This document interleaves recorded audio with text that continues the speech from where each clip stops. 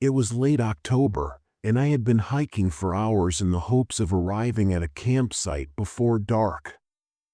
I had miscalculated how long the trail would take, and by the time I realized I wouldn't make it, I was already too far into the woods. The wind had gotten chilly and sharp, and the daylight was rapidly fading. I didn't intend to stop at the cabin. I was miles away from any road, and the only place to stay was the little dilapidated cottage off the path. I almost didn't go inside since it seemed like the beginning of disaster. The front door hung crookedly on its hinges, the roof sagged in the center, and one of the windows was broken. I stared at it for a moment, considering my alternatives. The cabin appeared better than nothing since at least it had walls, but remaining outside didn't seem secure because the wind sliced right through my jacket and I began to shiver. If I remained outside, I'd spend the night outdoors, and I wasn't sure my body could handle that. I woke up at early dawn and continued to move, telling myself it was just for one night. My boots crunched on the warped wooden planks as I went out onto the porch. As I pushed the door open, it creaked loudly in the silence.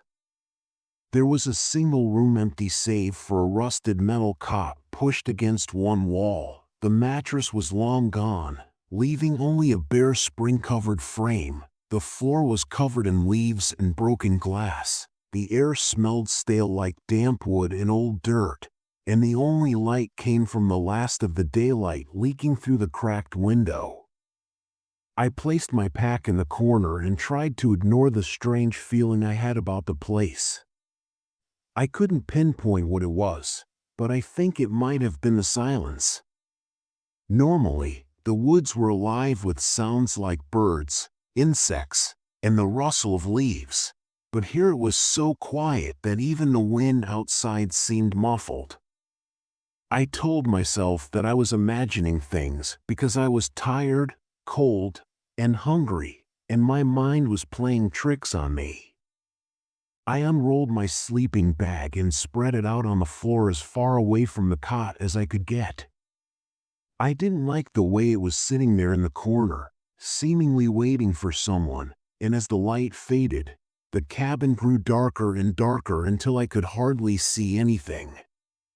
By way of I ate a quick meal from my pack and then settled into my sleeping bag, using my flashlight sparingly. I reasoned that if I could just get some sleep, morning would arrive sooner, but I lay there for what seemed like hours, staring up at the dark ceiling and listening to the silence. Every little sound made me jump. Outside my mind, the rustling of leaves was going crazy, filling the darkness with forms and shadows as the wind pushed against the hot walls. The next thing I remember is waking up to a faint, rhythmic thump sound. I lay motionless, holding my breath, trying to figure out what it was. I thought it was just an animal, possibly a deer or a raccoon, coming from outside near the back of the cabin, but then the sound changed, becoming steady and deliberate like someone was knocking. I sat up, my heart pounding, and the thumping stopped for a moment, making me think I might have imagined it, but then it began again. Louder this time, as if someone or something outside wanted me to hear it.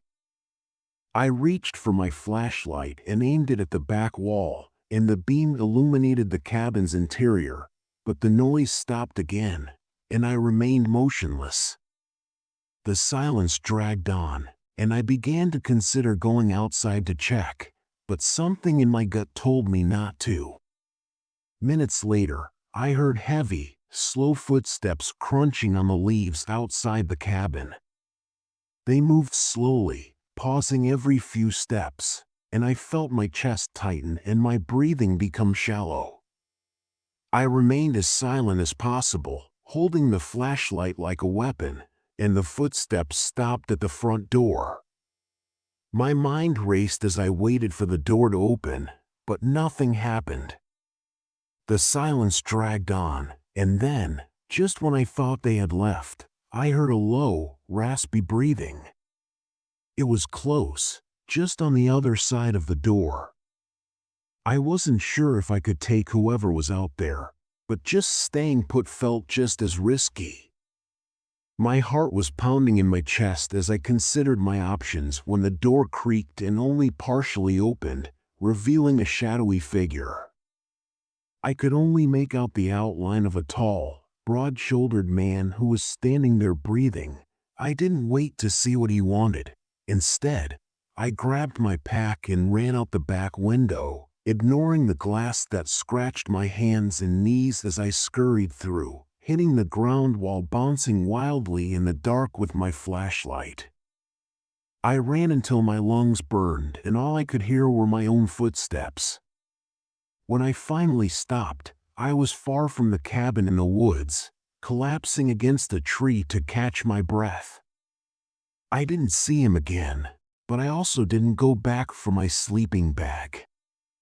I hiked through the night with my flashlight sparingly, my ears straining for any sound, and when the sun finally rose, I felt like I could breathe again. It wasn't until I arrived at a ranger station later that morning that I realized how fortunate I had been. The rangers informed me that the cabin wasn't on any maps, it wasn't in the park, and no one knew who had built it or why it was there, but they had discovered evidence in the form of old clothing and abandoned equipment that suggested I wasn't the first hiker to encounter the man in the cabin. They never caught him, and I never went hiking alone again. In 2012, at the age of 27, I accepted a night shift security job in the middle of nowhere in Queensland, Australia. The company I worked for had contracts with remote properties, and this one was especially remote, a cabin used by a mining company to store equipment and documents. It was located miles from the closest town, and the job was to stay overnight, keep an eye on the cabin, and report any unusual activity. The drive there was uneventful, but as the dirt road continued into the wilderness, I started to feel the weight of the isolation. The cabin itself was a simple one-story wooden structure with a tin roof, surrounded by a small clearing. The bush appeared impenetrable, with tall gum trees and dense undergrowth. The cabin was surrounded by a chain-link fence, and there were floodlights installed at each corner, but they only illuminated the immediate area. I parked my vehicle close to the entrance and went outside. The air was humid and heavy, and I could hear cicadas as I made my way to the cabin. The gravel crunched loudly under my boots in the stillness, and as I reached the cabin, it had a little mildew odor. A desk with a chair, a small kitchenette, a cot in the corner, and a row of filing cabinets along one wall. A single fluorescent light flickered overhead. I checked the security cameras, 4 of them covering the perimeter. Everything seemed quiet. The first few hours passed uneventfully. I made a pot of instant coffee and settled into the chair, scrolling through my phone to pass the time. The signal was weak, but it was enough to keep me distracted. Outside, the floodlights cast long shadows on the ground. But I couldn't shake the feeling that the darkness beyond them was pressing closer. Around midnight, I decided to stretch my legs. I grabbed a flashlight and stepped outside. The air was cooler now, and the sounds of the night had changed. The cicadas were quieter, replaced by the occasional rustle of leaves and the distant call of an owl. I walked the perimeter, shining the beam of my flashlight along the fence line. Nothing seemed out of place, but I couldn't shake the sensation that I was being watched. Back inside, I locked the door and returned to the monitors. The front gate, the back fence, the cabin side, and the clearing were all captured on video.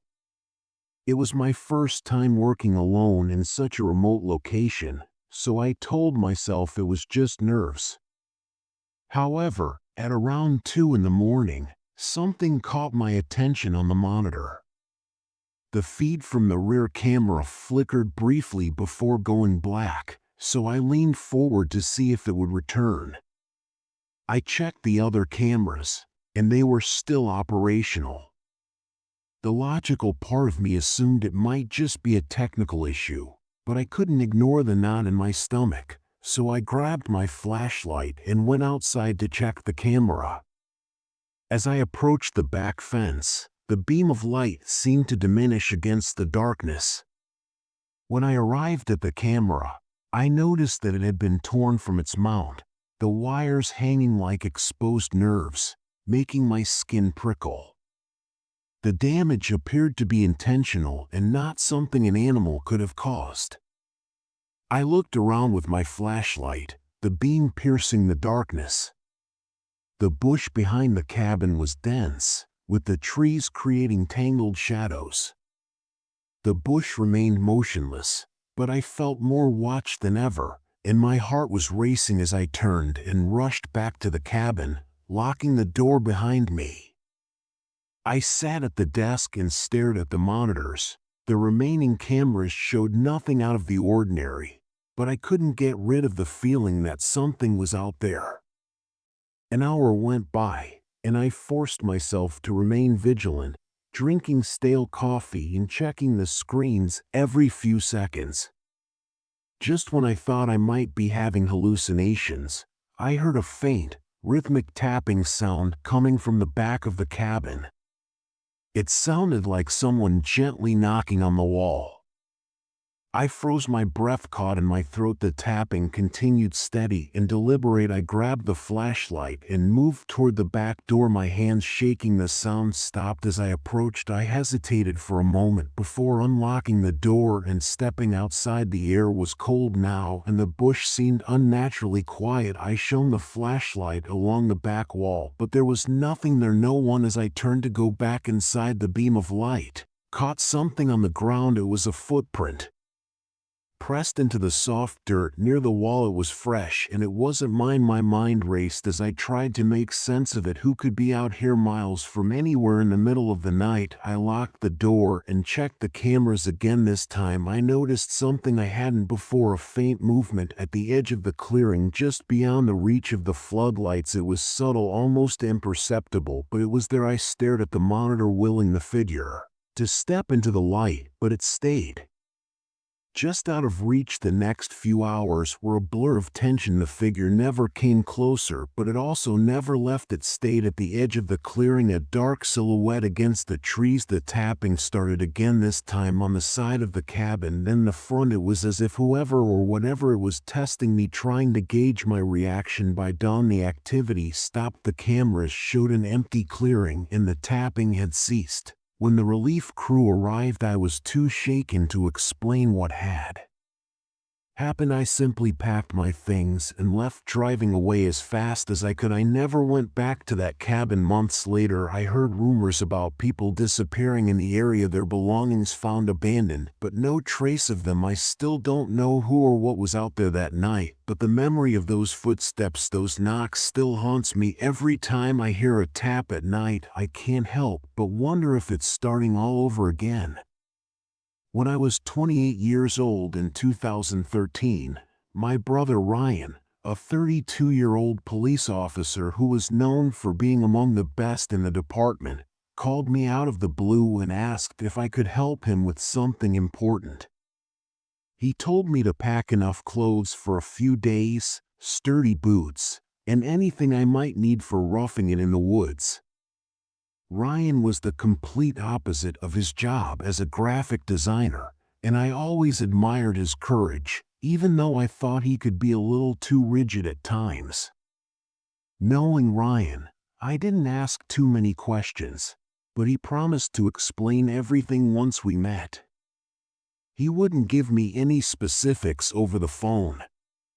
The next morning, I took a car to Brookhaven, a little community tucked away in Washington State's foothills. As we drove for more than an hour on winding dirt roads, the trees grew denser, the air grew colder, and the sky grew darker as thick clouds rolled in. Eventually, Ryan stopped his truck in front of a small, weathered cabin that looked like it had not been used in years. The location was remote, with no self-service and no neighbors, just miles of forest in every direction. Ryan met me at a gas station on the outskirts of town, but he was not in uniform, which was unusual for him, but he still had the same serious expression on his face. Ryan said that after he unpacked his belongings, I saw he had brought a large duffel bag, a gun, and what seemed to be military gear. That's when I realized this was no ordinary camping trip. At last, Ryan clarified our purpose for being here. He had been investigating a drug trafficking ring in the area, and the suspects had been hiding their supplies in isolated cabins like this one to evade detection. His team had raided multiple locations, but one important player, a man named Derek Mills, a violent fugitive with a history of eluding law enforcement, had gotten away. When I asked Ryan why he needed me, he explained that he couldn't send any other officers because the department didn't have the resources to send backup for such a remote location. He needed someone he could trust to watch his back, which didn't exactly calm me down, but I didn't want to let him down. We settled into the cabin, which was as rough as it looked. Inside, there were bare bones, a couple of old CS, a rusted stove, and a dusty table. There was no electricity, and the only source of light was an oil lantern. The air was moist and chilly, and Ryan had dragged in a mildew odor. Ryan put up his equipment, which included a police radio and surveillance equipment. He also demonstrated how to use binoculars and a basic first aid kit in case I wasn't sure what I had committed to, but I trusted Ryan. The forest was eerily quiet, the kind of silence that makes you feel like you're being watched. The only sounds were the distant hoot of an owl and the occasional rustling of leaves. The first night was uneventful, and we took turns keeping watch, with one of us sitting by the window while the other tried to sleep. By the second day, I was beginning to feel the weight of the situation. While Ryan was outside checking the perimeter that afternoon, I heard a strange noise, faint footsteps that were almost imperceptible, coming from the woods behind the cabin. My heart raced, so I grabbed the binoculars and looked through the window. Ryan's seriousness didn't help either. He rarely spoke and his eyes were always scanning the tree line. He told me Mills was dangerous and had a history of ambushing officers who underestimated him. I didn't see anything at first, but then I saw a figure darting between the trees. When Ryan came back inside, I told him what I had seen, and he checked his rifle right away. He told me to stay inside while he went out to investigate. I wanted to argue, but the look in his eyes told me not to. He was gone for almost an hour, and when he finally came back, he said he hadn't found anyone, but he had seen fresh footprints in the snow leading away from the cabin that night. The temperature dropped below freezing, and the wind howled through the trees, making it even more difficult to concentrate. At midnight, I heard those faint footsteps again, and this time they were closer. I nudged Ryan awake, and he grabbed his rifle, and we both stared out the window scanning the darkness. Ryan motioned for me to keep low as he crept toward the door. He opened it just enough to peek outside but didn't step out after a few tense moments. There was a loud bang on the side of the cabin, followed by silence. My heart was thumping so hard that I thought it might burst. He then closed the door and whispered that nothing was there. The following day, we discovered deep scratches on the wooden walls of the cabin, as though someone or something had been scratching at them. Ryan dismissed the marks as being caused by an animal, but I wasn't sure if they were intentional or dangerous. By the fourth day, we were both tense because the food we had brought was running low and I was beginning to feel lonely. But Ryan seemed even more determined. He thought Mills was close by, waiting for the ideal opportunity to attack. That night, as the sun went down and the woodland fell into darkness, the tension grew intolerable. In an attempt to surprise Mills, Ryan placed a tripwire attached to a flare around the cabin's perimeter around 3 in the morning. After the flare went off and the cabin erupted into red light, Ryan snatched up his gun and walked out the window, gesturing for me to remain still. When I heard a gunshot and saw him approaching slowly with his flashlight piercing the darkness, my stomach fell, and I hurried to the window in a panic to find out what was going on.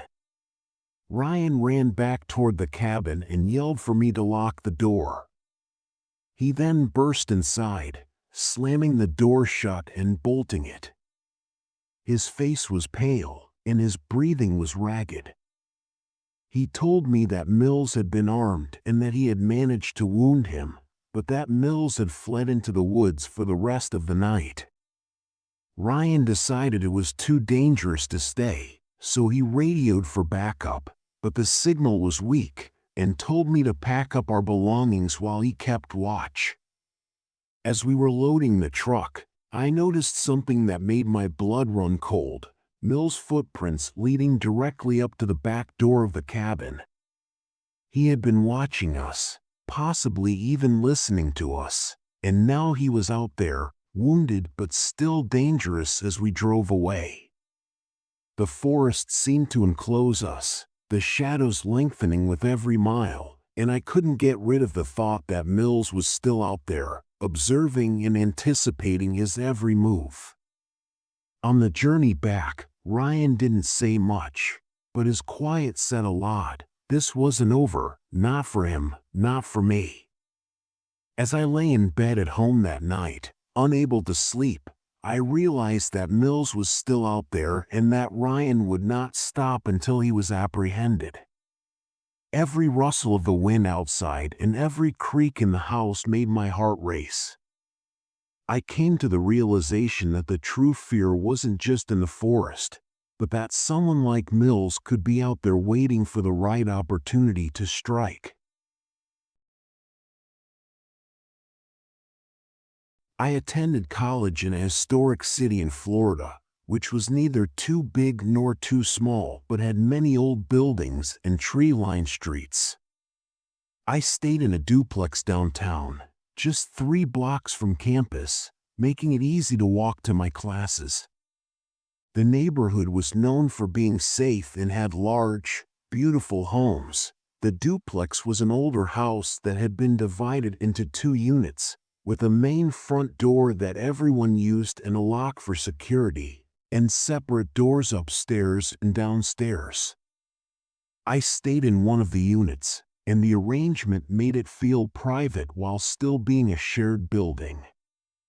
I stayed in the downstairs unit and had 2 roommates, but that night only one of them was home. We knew the girls who lived upstairs, but we didn't talk to them much, just said hi when we saw them when they moved in. We told them how important it was to keep the main front door locked, and they usually did a good job with that. That night my roommate and I stayed in for the evening. We knew the front door was locked, so we felt safe, and spent some time chatting about our day. Then at some point we heard a knock at the front door and realized the girls upstairs had ordered a pizza. We didn't think much of it at the time and went back to what we were doing, but later we found out that after getting their pizza they forgot to lock the front door, and this was something we had always worried about, but since they usually kept it locked we trusted it was secure that night anyway. So eventually my roommate and I went to bed in our own rooms. I had a queen-sized bed and I often kept my phone and laptop beside me on the bed. It made things easier if I wanted to check something or use my laptop before falling asleep. I fell asleep as usual, thinking everything was fine. A few hours later I woke up. I wasn't sure why at first, but then I noticed that there was a man standing over my bed, watching me.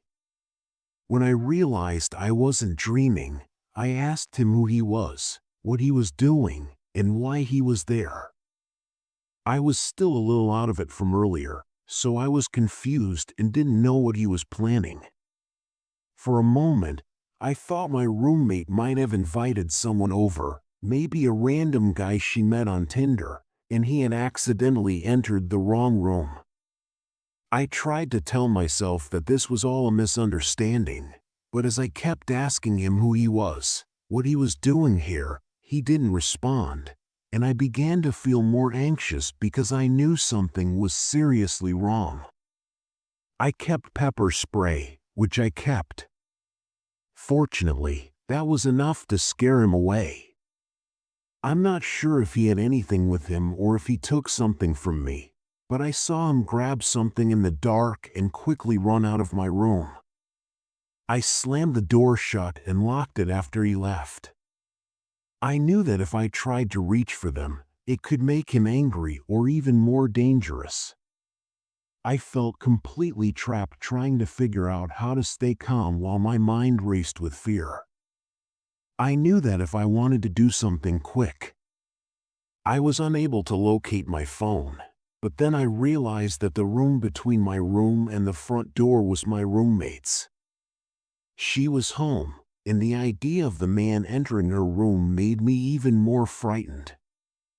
I knew I needed to act quickly, so I quickly grabbed my pocket knife, which I kept close at hand for protection, took a deep breath, counted to 3, and then yanked open my door. My heart was racing when I ran into my roommate's room, but she was sound asleep, and I was relieved that there was no sign of the man anywhere. I sat down next to her and told her everything that had happened, and she looked at me in confusion and asked, "Are you sure you weren't just dreaming?" I was so shaken, but I knew what I had seen wasn't a dream until I left her room and noticed that our front door was wide open. I went back to my room to find my phone, but it was hidden under a pile of clothes, far from where I had left it. This made me feel even more terrified because I knew that someone had been in my house and my room while I was sleeping, and they had had enough time to conceal my phone, which made me even more afraid of what his intentions might have been. My hands were trembling as I contacted 911, and by the time I got back to my roommate's room, she assumed I had locked the door and put furniture against it to trap us inside. At least 12 police officers rushed into the building after I tried to explain what had happened as clearly as I could, but my voice kept shaking. Within minutes, we heard the sound of police sirens approaching, and police cars filled our yard and street. The officers yelled for us to leave the house and run toward them. I gave them a description of the man, and I was asked to write a statement. I feel very fortunate that the case ended the way it did, but I still find it frightening to think about what his intentions were. We really went all out with Halloween decorations, particularly feminine ones like pink pumpkins and adorable ghosts. I'm a sophomore in college and live in a home with 3 other females in the student housing area. Our house faces the main street, so it's easy for people to see the backyard is full of trees and bushes, and it feels more private. There's a small trail that leads to the back door, but it's a little hidden and doesn't connect to the main sidewalk, so it's not easy to find. Our house has a big window on the back door, and we didn't have any curtains or blinds on it. Because of that, anyone walking by could clearly see into the entire bottom floor of our house, which felt a little strange. We knew we should have covered it up sooner, but we didn't think it was that urgent at the time. Then one night my roommate and I decided to watch a movie together. We ended up getting so comfortable that we both fell asleep on the couch. I never sleep on that couch because it's super uncomfortable, and she doesn't either for the same reason, but that night we both just passed out. In fact, we both woke up at different times that night, and decided it was easier to just stay on the couch instead of walking the 10 steps to our room. I feel like it was some kind of instinct, or maybe even a guardian angel looking out for us. We had also fallen asleep with almost every light on, so anyone looking through any window could easily see us on the couch and all of our girly decorations. It was about 5 in the morning when I was suddenly woken up by my roommate shaking me and urgently whispering for me to get up, saying there's someone trying to get in. My heart raced as I instantly sat up, still groggy, and saw her frightened expression as she gazed toward the rear entrance. When I looked around, I saw a guy standing outside attempting to pick our lock while brandishing a flashlight. As I stared at him, I can still remember how my body froze. I heard a sharp scraping sound coming from the door, but it wasn't the sound of keys or anything else. Rather, it was more like a thin wire scratching against metal. Time seemed to stop for a moment as I realized what was happening, and we were both frozen in fear, staring at him. After what seemed like an eternity, he abruptly stopped, and the three of us just stared at each other for about a minute, too terrified to move, before he slowly backed away from the door and vanished into the darkness. My first reaction was to go to the door to make sure it was locked. But I've never been so frightened while approaching a door. The sensation made my legs seem like they could hardly move, and I don't want to experience it again.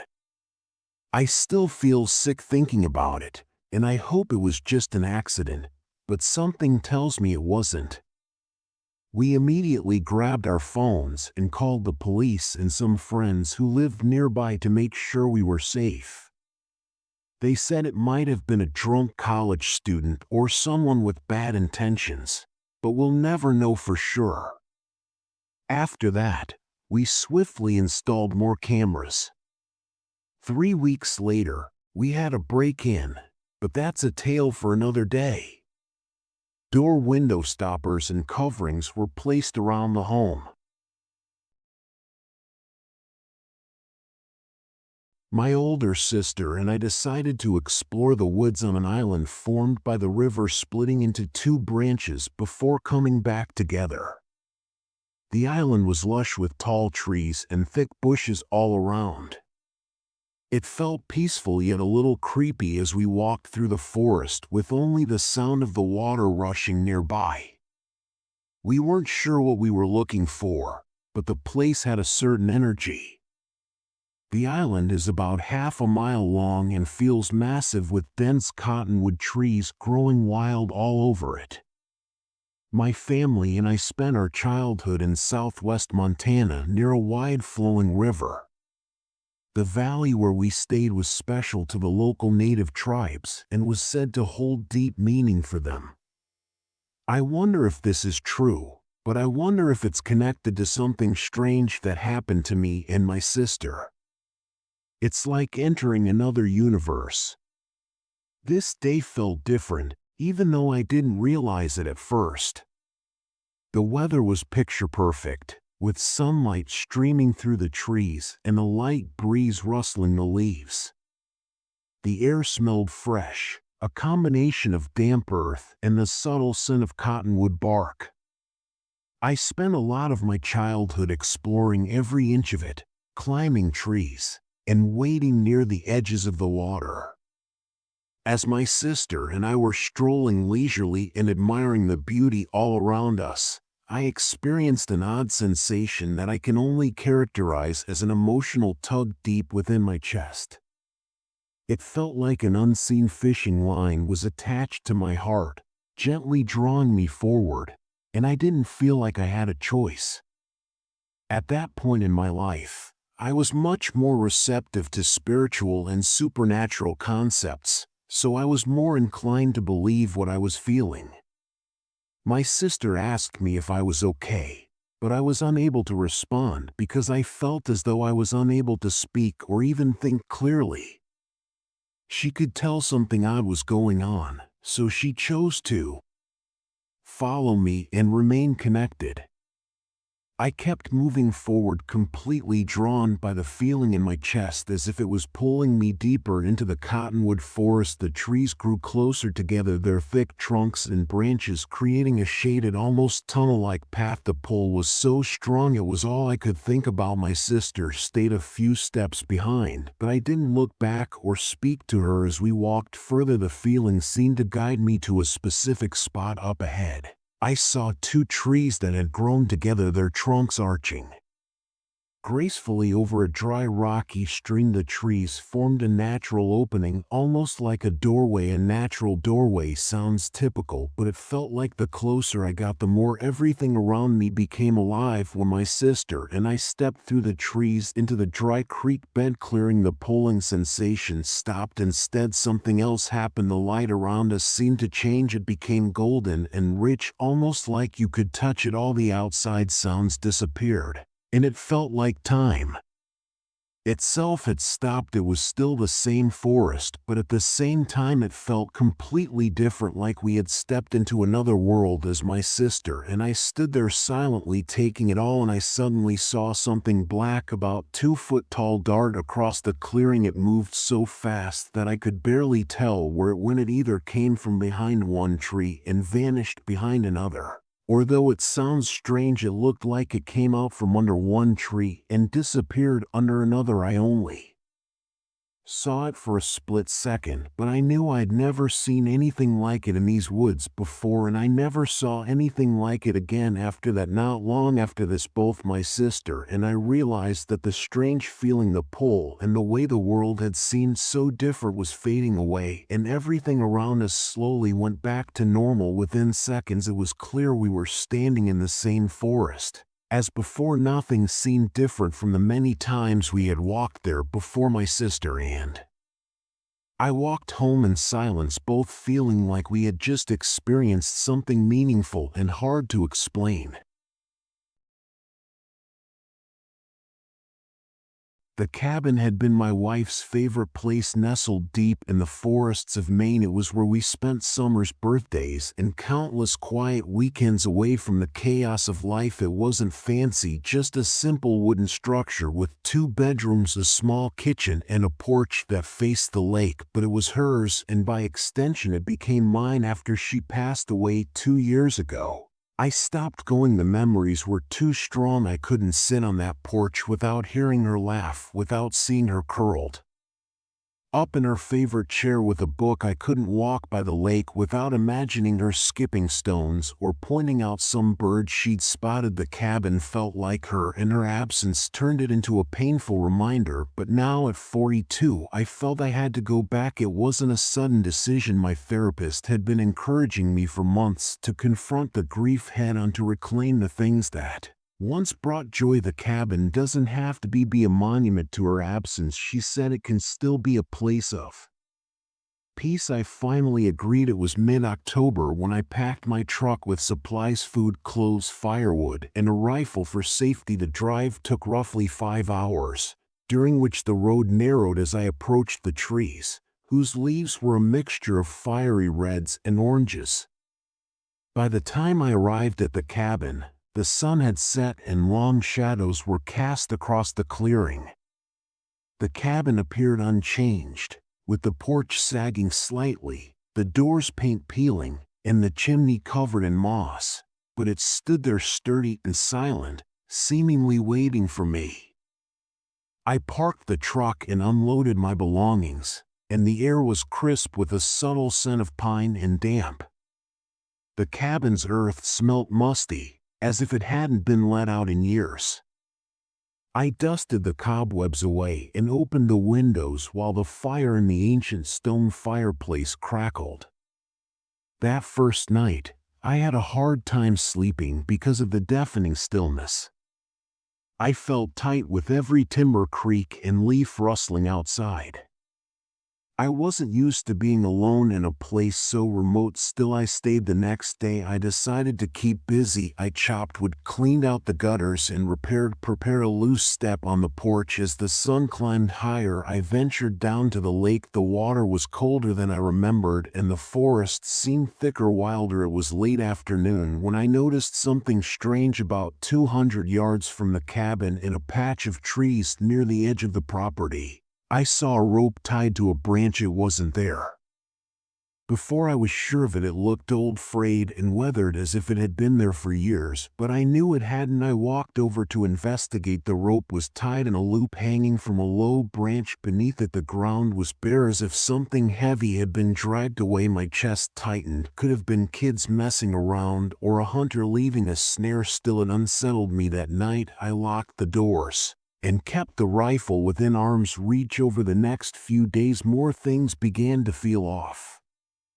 I'd wake up and find the cabin colder than it should have been, even with the fire going all night. I found footprints near the back door, too large to be mine, pressed into the damp soil. One afternoon, I came back from the lake and found the porch light on. I hadn't turned it on. By the fifth day, I was on edge. The peace I'd come to find had turned into a gnawing paranoia. I told myself it was just my imagination, that I was projecting my grief and fear onto the place, but deep down I didn't believe it. That night I sat in the living room staring at the fire. The rifle was propped against the couch outside. The wind howled, making the trees swaying and moaning. I was ready to go to bed when I heard a gentle tap at the rear door. I paused, and when it came again, louder, my pulse raced. I quickly grabbed the rifle and slipped through the little window toward the door. I couldn't see anything. I swung the door open, aiming the rifle at nothing but darkness. The forest was silent. I shut the door, bolted it, and stayed up the rest of the night listening to every creak and groan of the cabin. The next morning, I decided to leave. I packed my things, quickly loading them into the truck. As I went to grab the last bag, I saw something on the porch, a single muddy handprint smeared across the railing. I didn't stop to think. I threw the bag into the truck and sped down the dirt road, the cabin growing smaller in the rearview mirror. When I got back home, I couldn't shake the feeling that I'd been watched. I checked the locks on every door and window twice before going to bed. Weeks passed, but I couldn't forget the cabin. I considered selling it, but couldn't bring myself to let it go. It wasn't just hers, it was ours, but I knew I couldn't go back, not alone. Last week, I got a call from the sheriff's office in the nearest town. A couple of hikers had gone missing near the area. They'd found their car parked on the main road, but no sign of them in the woods. I didn't tell them about the rope or the handprint. I didn't mention the knock at the door or the footprints behind the cabin, but I couldn't help wondering if they were connected. Now every night I dream of the cabin. I see the rope swaying in the wind, the muddy handprint on the railing, in the dark forest beyond. I wonder if it's still waiting for me, if whatever was out there is still watching, still lurking, and I wonder if I'll ever be able to let it go, or if it will let me. It was early October 2023, and the leaves were exploding with hues of orange, crimson, and gold. I thought that taking my dog Scout on a solitary vacation to a distant cabin in northern Minnesota would be the ideal way to escape the bustle of everyday life. The cottage was leased online. It was marketed as an off-grid refuge with no Wi-Fi and no self-service, and guests were captivated by the prospect of being surrounded only by nature. Only me, Scout, and the forest. After a quick trip from Chicago, I arrived in Duluth, and the cabin was roughly a 4-hour drive away.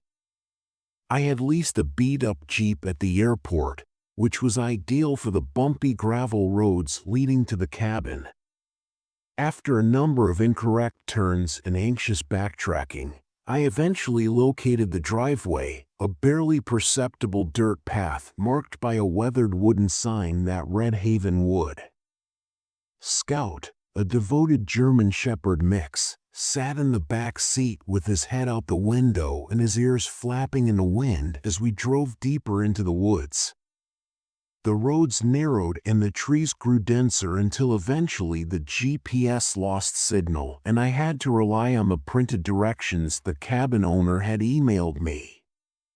Surrounded by towering pines and birches and their reflections, the cottage itself was rustic but comfortable, including a pitched roof, a little porch, and huge windows that looked out over a peaceful lake.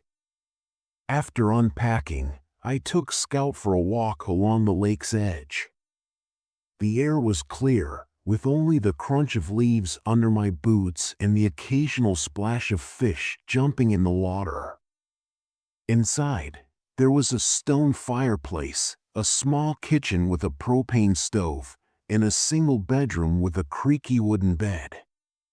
A lantern was hung by the door, and there was a stack of firewood outside. The first night I constructed a fire and prepared a basic supper on the stove. Scout sniffed everything and his tail was wagging joyfully. It seemed like I had entered another planet. The following morning, I got up early and made the decision to explore the trails around the property.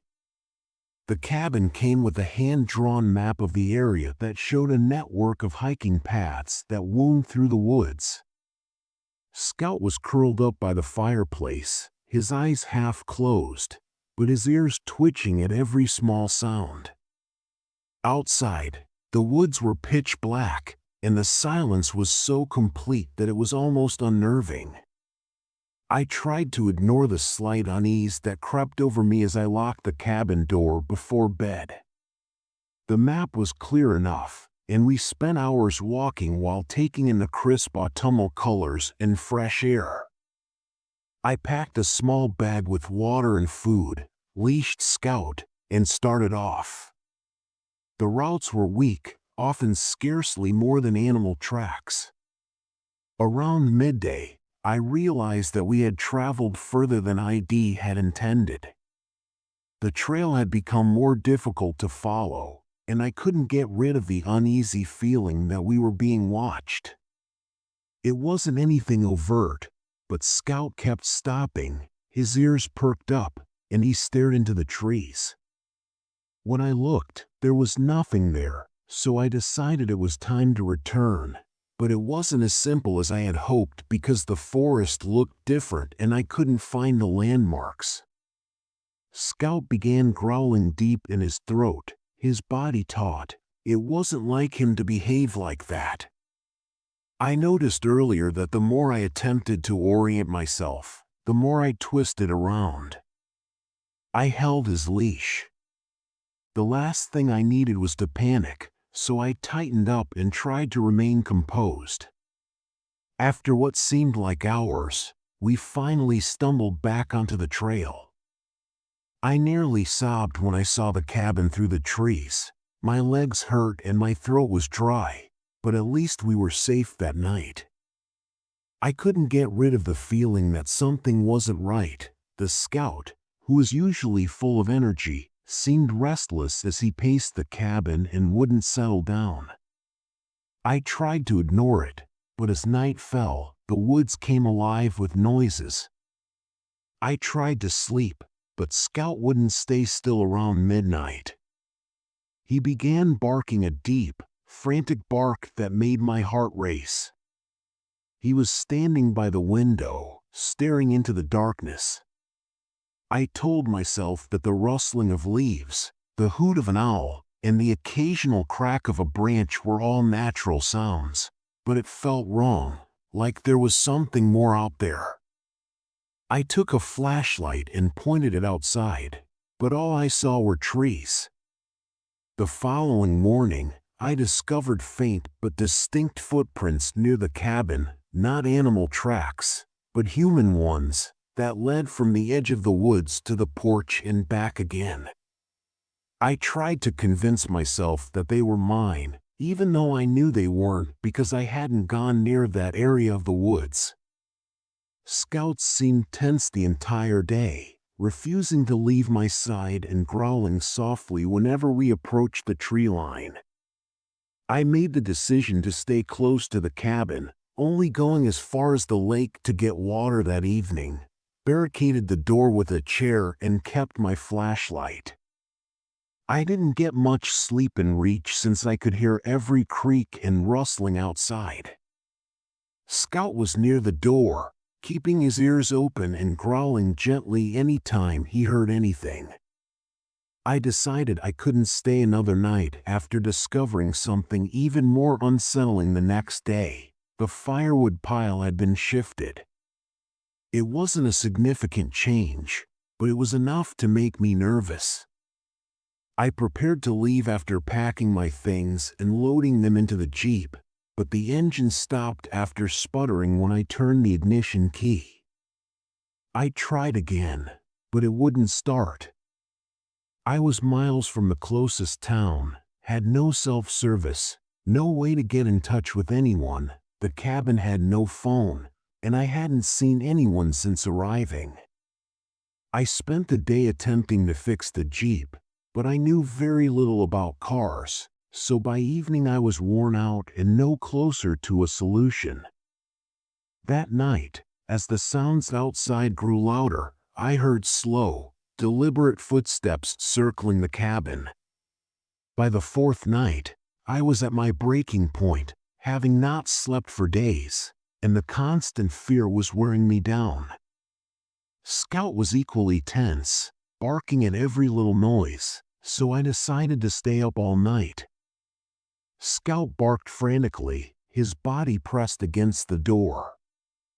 I held a kitchen knife in one hand and the flashlight in the other, my heart pounding. When morning arrived, I discovered more footprints, closer this time.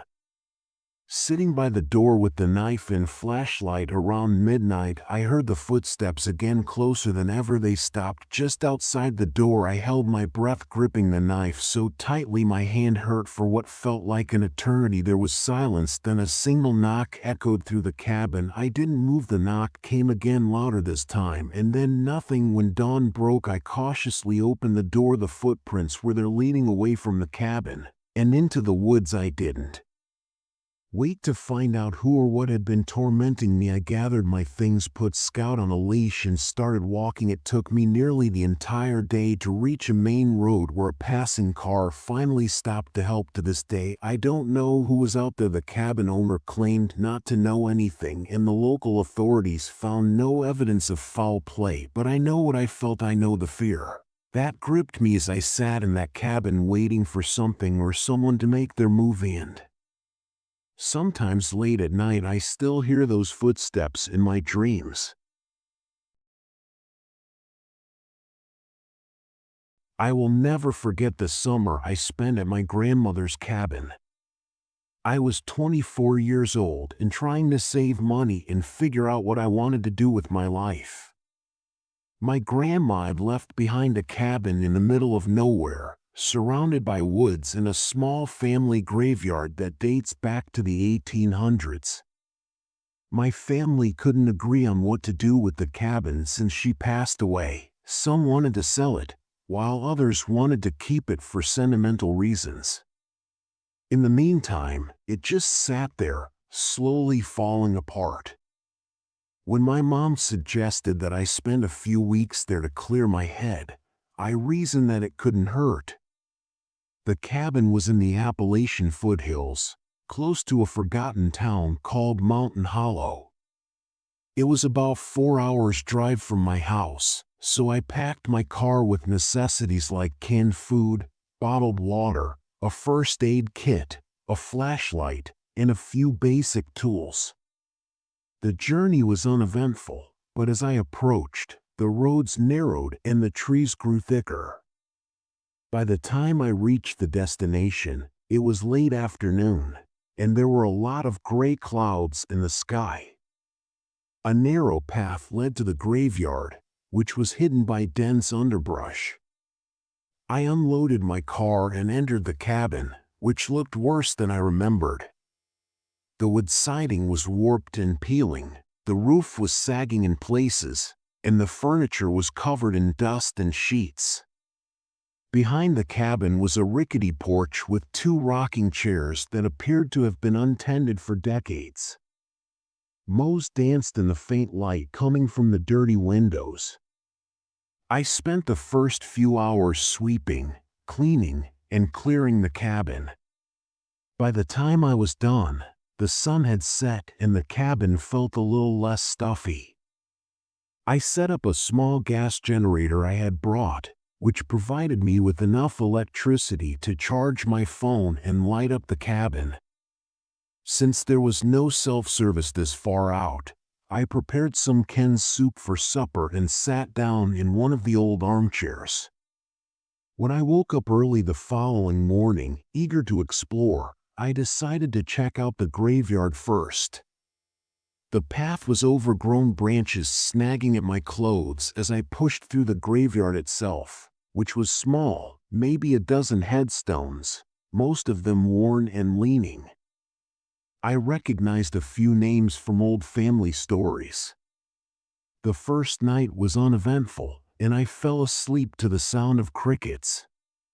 It felt colder than it should have been for late June, but I ignored it and spent the rest of the day cleaning the cabin and cutting wood for the fireplace. That night, I couldn't get rid of the feeling that something wasn't right. The cabin was dead silent, the kind of silence that presses in on you.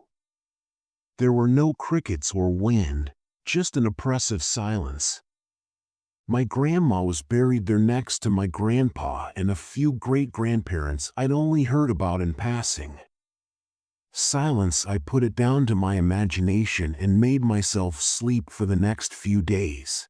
But as the uneasiness increased, I noticed little things like a chair that wasn't quite right, a door that I thought I had closed, and faint scuffed marks on the wooden floor that hadn't been there before. The graveyard also seemed different every time I went, and I thought the headstones were moving slightly, though I couldn't prove it. I took pictures with my phone so I could compare them later, but the pictures remained the same. By the 5th day, I was prepared to leave because I had had enough of the strange happenings and the isolation, but when I tried to start my car, it wouldn't turn over. I checked the battery, the fuel, and everything I could think of, but it was dead, so I decided to hike into town to get help. About halfway there, I heard soft footsteps behind me, far enough away that I couldn't see who or what was making them. Mountain Hollow was about 5 miles away, but I thought I could get there and back before dark, so I packed a bag with water and a flashlight and set off. The woods were dense, making the path hardly visible in some places. The rest of the hike was a blur. I walked as fast as I could without going into a full sprint, looking over my shoulder every few minutes. I arrived at the town, breathless and tense, but it was essentially deserted. Most of the buildings were boarded up, and the few people I saw avoided contact. I finally found an old gas station with a payphone. I had stopped straining to hear the footsteps stop too. I called out, hoping it was a hiker or possibly a hunter, but no one answered. The man behind the counter was courteous but aloof, stating that he couldn't leave the station to assist with my car. I called a tow truck, but they told me it would take at least 2 days before they could reach me. I bought some supplies and began the long walk back. As the sun was setting, the woods were even darker than before. The air felt heavier, almost suffocating, and when I stepped inside the cabin, I knew right away that something was wrong. The furniture was moved, the dust I had previously cleared had returned, and the smell of mildew was stronger than ever. I tried to explain that perhaps an animal had gotten in, or I was having trouble remembering things, but deep down I knew that neither explanation made sense that night, and I barely slept at all. Until the first light of dawn, when I finally plucked up the courage to check. The porch was empty, but the rocking chair was moving slightly as if someone had just gotten up from it. The next 2 days were a nightmare. I heard slow, deliberate footsteps on the porch, like someone pacing back and forth. I didn't dare move, so I just lay there clutching the flashlight like it was a weapon. I sipped water and seldom ate. I just waited for the tow truck to come while sitting in the cabin. When the tow truck finally arrived, I practically ran to meet it. The driver didn't ask any questions, and I didn't respond. I never returned to that cabin. My family eventually sold it, and I'm not sure what happened to it after that. However, occasionally late at night, I hear faint footsteps outside my apartment. The footsteps on the porch came every night at around 3 in the morning, and they always stopped just as the sun came up. Pacing back and forth through the window. I made the decision to go alone across Norway's woodlands, combining hiking and camping. The view was amazing with tall trees everywhere, thick green moss on the ground, and cold air that felt fresher than anything I'd ever breathed. The plan was simple: hike into the woods, set up camp, and spend a few nights alone away from everything. The first day went smoothly. I walked along a well-marked trail for hours, then turned onto a quieter path that didn't seem to be used much. The deeper I went, the more cut off from the world it felt. By late afternoon, I found a clearing surrounded by tall pine trees and set up my tent. As the sun started going down, a thick fog rolled in, making everything quiet and strange. It felt a little unsettling, but I told myself it was just part of camping in the forest. That night I lay in my tent listening to the forest sounds. First it was relaxing, the wind blowing through the trees, the sound of branches snapping, probably just animals moving around. But then I heard something else, a sharp snap. Much closer this time. I told myself it was just more wildlife. Maybe a deer, still something felt off. Whatever it was, it sounded heavier than a small animal. I pushed the thought aside and tried to sleep. The next morning I packed up and kept hiking, going deeper into the forest. The fog still clung to the trees, making them seem closer, like they were pressing in. The trail I followed was faint and hard to see, but I kept pushing forward, wanting to stay on track. As the day went on, everything started looking the same, and for the first time I felt a bit nervous. I had a map and a compass, but something didn't feel right. I couldn't put my finger on it. By mid-afternoon I was tired and decided to set up camp again. The spot was a lot like the first one, a small clearing surrounded by trees. As I was unpacking, I noticed something strange, a small pile of rocks stacked neatly near the edge of the clearing. It didn't seem natural. I hadn't seen it when I walked in. Maybe it was just a marker left by another hiker, I thought. Still, it felt odd that it was here, far off the main trail. That night I had trouble sleeping. The wind was louder, and the forest, which had seemed so alive the day before, now felt dead. Sometime in the early morning I woke up to a faint crunching sound outside my tent. The air was so still I could hear my own breathing. The crunching was clear, footsteps, slow steady steps, not rushed, just careful. I froze, listening, trying to figure out how far away they were. They sounded close, way too close. I stayed still, barely breathing, trying to listen for any other sounds, but just as quickly as they had started, the steps stopped. I lay there wide awake for the rest of the night. When the sun finally came up, I crawled out of my tent. Nothing looked out of place, no tracks, no signs of anyone or anything. But when I looked back at the pile of rocks, my stomach dropped. Some of the rocks had been knocked over, like someone had kicked them during the night. I didn't waste time. I packed up and started heading back the way I came. As I walked through, the trail didn't look right. It felt different, like I was walking in the wrong direction, but I knew I was following the same path. I kept going, trying to stay calm, but after a few hours I had to admit that I am lost. The fog had thickened, making it hard to see more than a few feet ahead. Daylight was fading fast, and my nerves were wearing thin. I kept moving, trying to keep my mind clear, but I couldn't shake the feeling that something was wrong, really wrong. Then, through the fog, I heard slow, heavy footsteps coming from behind me once more. I turned quickly, scanning the fog, but I couldn't see anything. The footsteps kept getting closer and closer, almost jogging, but no matter how fast I moved, they stayed with me, always just behind. I stopped, my heart pounding, and I stood perfectly still. The footsteps stopped too.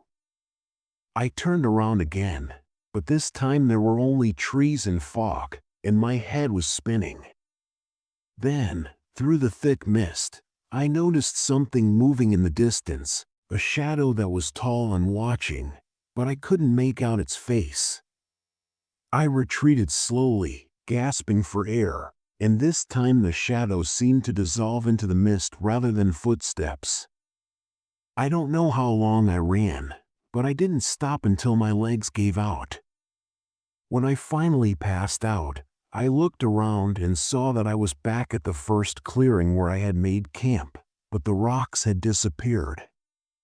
I don't know how long I sat there, but when I got up, I knew I couldn't stay because the forest had no intention of letting me go. The trail was a circle that led me back and back, and I knew that shadow was waiting somewhere out there, just out of sight, listening to my footsteps. A few months ago, I was sent on a search that still keeps me up at night.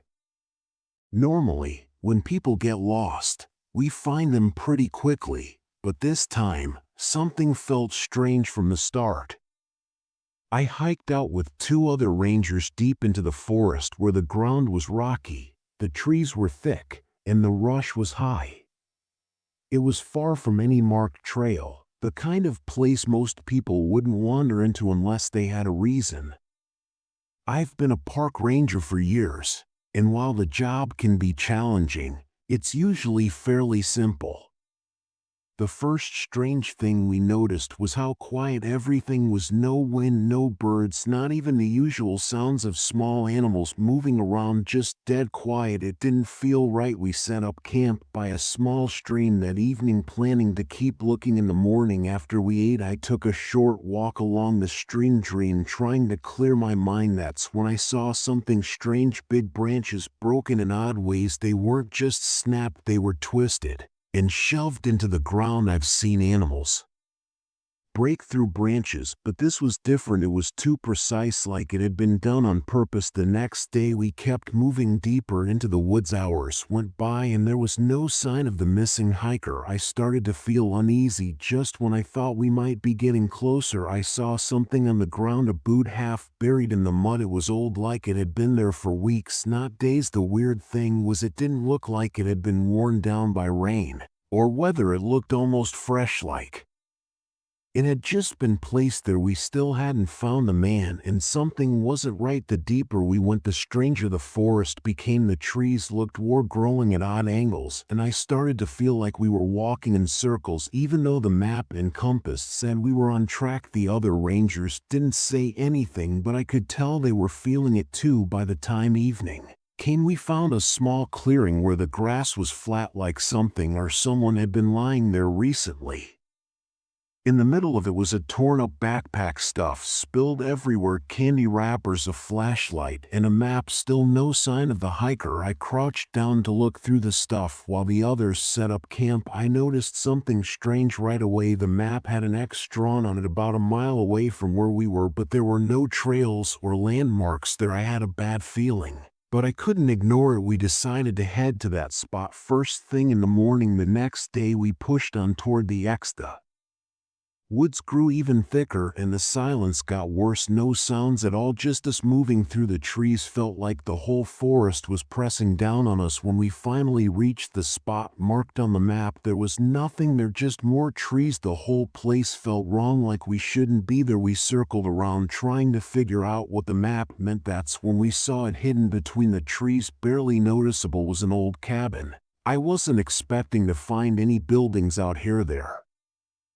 shouldn't have been anything like that. For miles it was run down, almost falling apart. The door was barely hanging on and the roof had caved in, but it was still standing enough to show someone had lived there once. We walked up slowly. The inside smelled damp like mold and rot. The floor was covered with broken furniture and the walls were stained dark from years of neglect. But in the corner something caught my eye, a pile of old clothes, boots, and backpacks, all mixed together. I immediately recognized one of the backpacks. It was the same one we had found in the clearing the day before. My heart started racing. The missing hiker wasn't the first one to disappear out here. This place had taken people before, and I had no doubt it would do it again. I felt sick. We were too close to becoming part of that pile. Without saying a word to each other, we packed up fast and left, walking as quickly as we could without running. The woods felt alive, like they were watching us, waiting for us to make a mistake. By the time we got back to our camp, the sun was setting and long shadows stretched between the trees. I didn't feel safe until we were well away from that place. We never found the hiker, and I never went back to that part of the forest. The higher-ups wrote the case off, saying he must have gotten lost and died out there. But I know better. That forest isn't just dangerous, it's like something's hiding in it, something that takes people when they're not careful. I haven't said this to anybody, but sometimes I wonder if the forest intentionally allows people to enter in order to draw more, and when the next one comes, it seems as if nothing occurred. There are particular areas you should avoid, and I don't believe that area of the woods has finished capturing people. I didn't really want to go camping and hiking with my boss and neighbor, Todd, but he persisted in saying that it would be good for us to spend some time together away from work. I didn't know Todd well, but I thought it might be nice to get away from the city for a while. We left early in the morning and headed to a forest, which Todd had been to a few times before, but it was new to me. About an hour into our hike, my phone lost signal. At first, the hike was pleasant, the air felt clean, and the trail was easy to follow, but as we got farther from the main path, something began to feel off. Although Todd seemed to know where he was going, he led us farther into the forest, far from any indication of people. At last, we stopped and made camp in a small clearing surrounded by tall, thick trees. The area was extremely quiet, with only the sound of leaves rustling in the wind and no birds or animals. As the sun started to set, the isolation of the location began to wear on me. It was just Todd and I, miles away from everyone. Focusing on erecting my tent and lighting a fire, I attempted to ignore the strange sensation I was experiencing. Todd had been silent since we arrived at the clearing, and it was beginning to worry me that he was preoccupied, almost as if he wasn't there. The first night passed without anything happening, but the following day things began to get strange. Todd didn't seem to be in a hurry. Instead, he just sat there looking into the woods as if he was lost in thought. I wasn't sure if I should follow Todd when he suggested that we go off the trail to explore a section of the forest that he had been to before, but after a few hours I realized that I didn't know where we were. The trees all looked the same, and it was difficult to remember which way we came from. I became anxious, and every turn we took seemed to lead us deeper into the woods. I told Todd that we should go back, but his calm demeanor didn't make me feel any better. Instead, it made me feel worse. By the time the sun was beginning to set up again, we hadn't seen any signs of the trail or anyone else, and I was beginning to wish I had never come.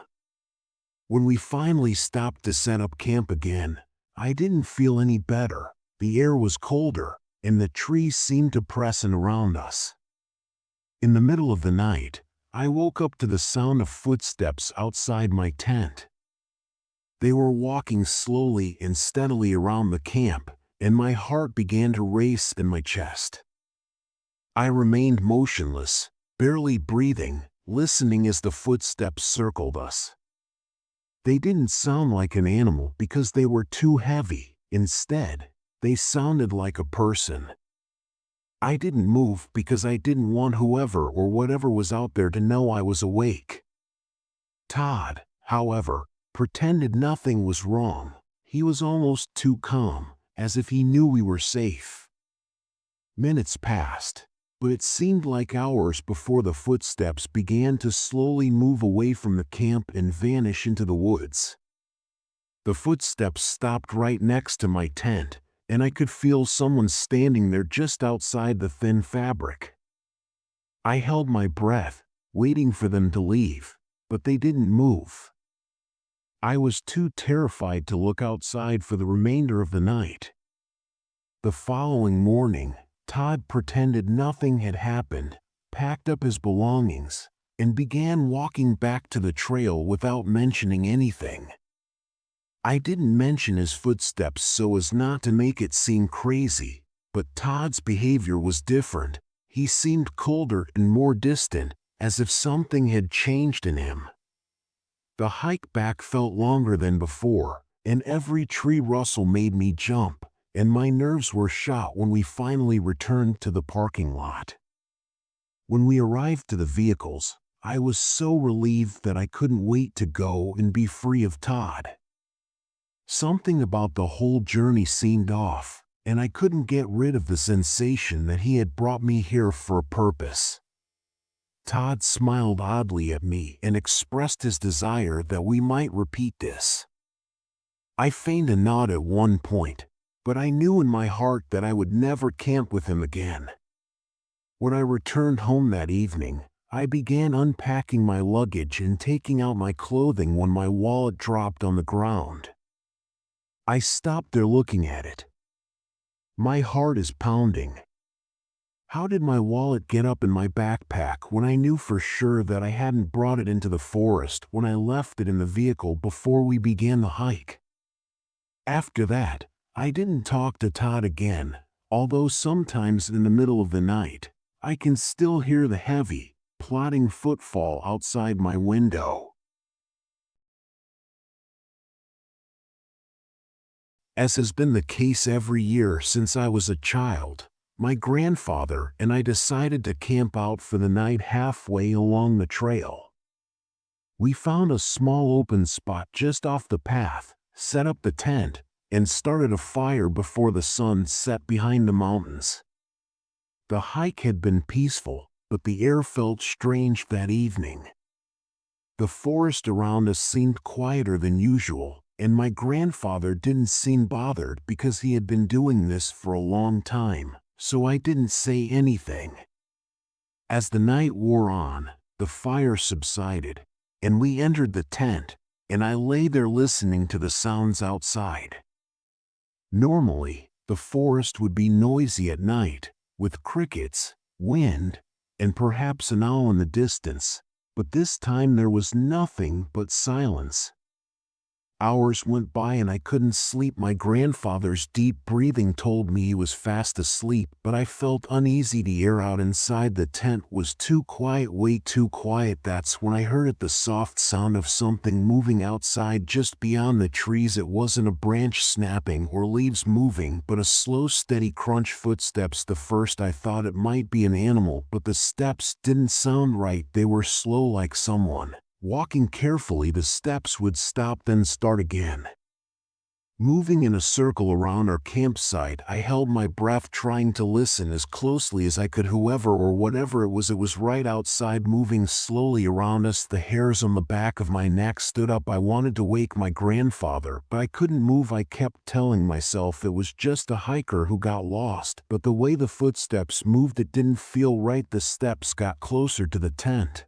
They stopped right behind my head, and I could hear slow, heavy breathing like someone was standing Right there looking down at us, my heart was racing, but I didn't move, couldn't. After what felt like forever, the breathing stopped and the footsteps started again, moving away from the tent and back into the trees. I lay there with my eyes wide open, not sleeping for the rest of the night. When the sun finally rose and the light came through the trees, I slowly got up and stepped outside. There were no footprints, no sign anyone had been there. My grandfather stretched, packed up the gear, and acted like it was just another day, but something didn't feel right. We quickly left the campsite and walked back down the trail without saying much. Every few minutes I found myself looking over my shoulder, thinking I might see someone standing at the edge of the trees. I tried to tell myself it was all in my head, that I was just imagining things. As we reached the end of the trail, something caught my eye. Carved into the bark of a tree right next to the path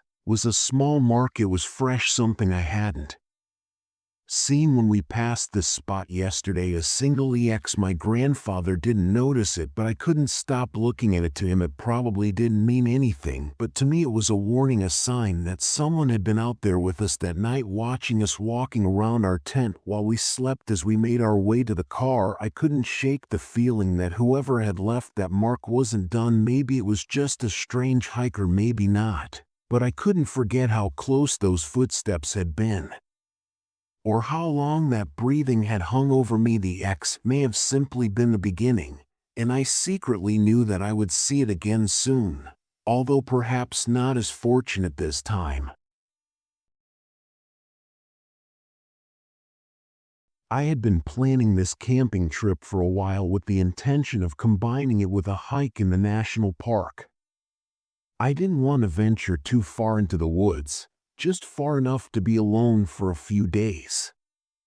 I found a good spot by a stream, set up my tent, and decided to explore the area before dark.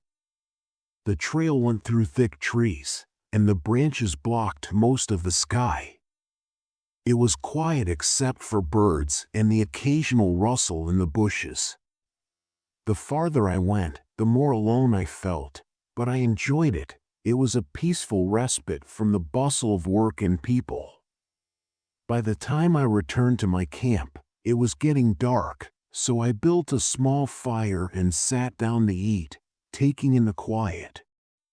The night got colder, and once the fire was almost out, I crawled into my tent. I lay there listening to the sounds of the forest, feeling safe in my little camp. But after a few hours I woke up to a noise. First it was faint, but it sounded like footsteps. They were slow, circling my camp. My heart started to pound. I sat up, trying to hear better. The sound didn't stop. It was soft but clear, crunching through the leaves. I stayed still, hoping it was just a deer or some animal passing by, but the steps felt too slow and careful. They weren't random, and they weren't going away. I unzipped the tent just a little to peek out. The fire had died completely, and everything was pitch black. I couldn't see anything but the dark shapes of the trees. I listened again, but now the footsteps had stopped. It was silent for a while. I tried to lie back down, telling myself I was imagining it. Maybe I was just spooked from being alone out here. Then there was another sound. This time it was the heavy crunch of something stepping on twigs right by my tent. I sat up fast, my heart racing in my chest. The sound was much closer now, moving slowly, like whoever or whatever it was didn't want to be noticed. I reached for the knife I had in my bag. I didn't know what else to do. I didn't want to go outside, but I couldn't just sit there waiting. The steps circled my tent again, faster this time. Then they stopped right behind me on the other side of the thin tent fabric. I held my breath, gripping the knife so tight my hand hurt. I listened, waiting for any movement, but all I could hear was my own heartbeat. Minutes felt like hours. Finally, I heard the footsteps again, but this time they were moving away, slowly fading back into the trees until everything went quiet. I didn't sleep at all after that. Every small noise made me jump, thinking the footsteps would come back as soon as the first light of morning crept through the trees. I packed my gear as fast as I could. I didn't even bother with breakfast. I just wanted to Leave on the hike back to my car. I kept looking over my shoulder. There was no one behind me, no sound, no sign of anyone being around. Still, I couldn't shake the feeling that someone or something was watching me. When I finally got to the parking lot, I felt a little relief, but that's when I saw a footprint in the dirt right next to my car door. It was large, much bigger than mine, and pressed deep into the ground. I stared at it for a while. Frozen, the shape of it looked almost human, but not quite. Right, I packed my belongings into the car and left as quickly as I could. But it wasn't until I was halfway home that I realized something unsettling. The footsteps from last night had stopped behind my tent just before I left. If that footprint was by my car, how long had they been observing me before I even realized that I hadn't returned to the woods? Because I doubt I ever would. I prepared my belongings for the weekend in anticipation of leaving the bustle of the city and going into the woods. In 1968, everything seemed to be changing, but out here, things were straightforward. I sought calm, but instead I discovered something far worse.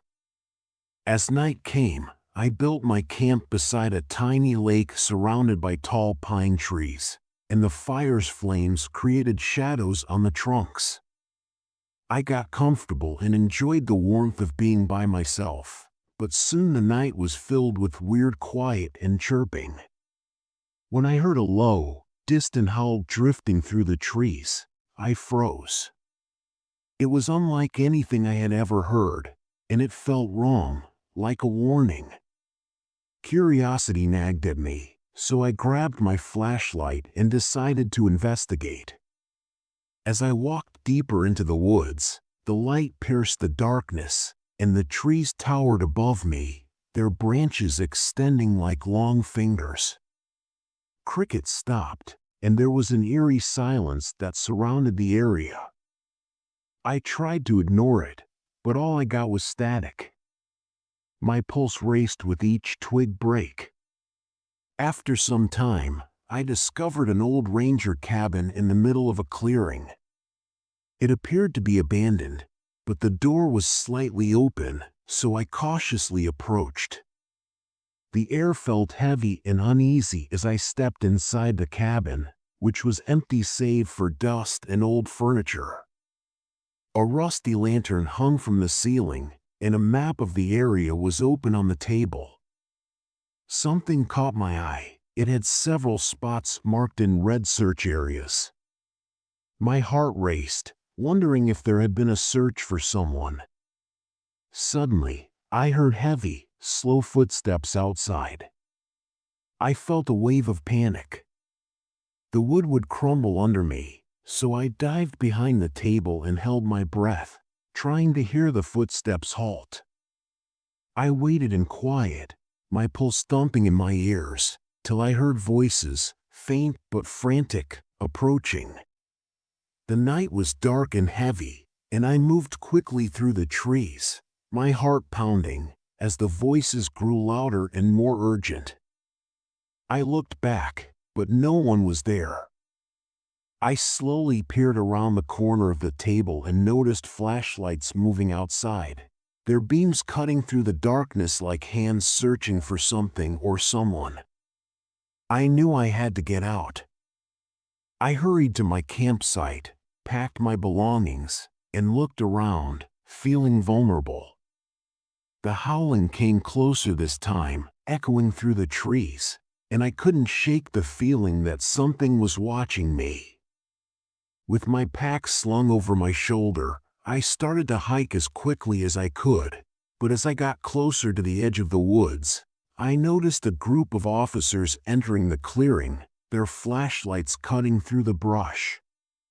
I ducked behind a tree and watched as they scanned the area, their faces tense, their eyes darting with purpose. They were searching for something or someone, and I wasn't going to stay to find out what they were looking for.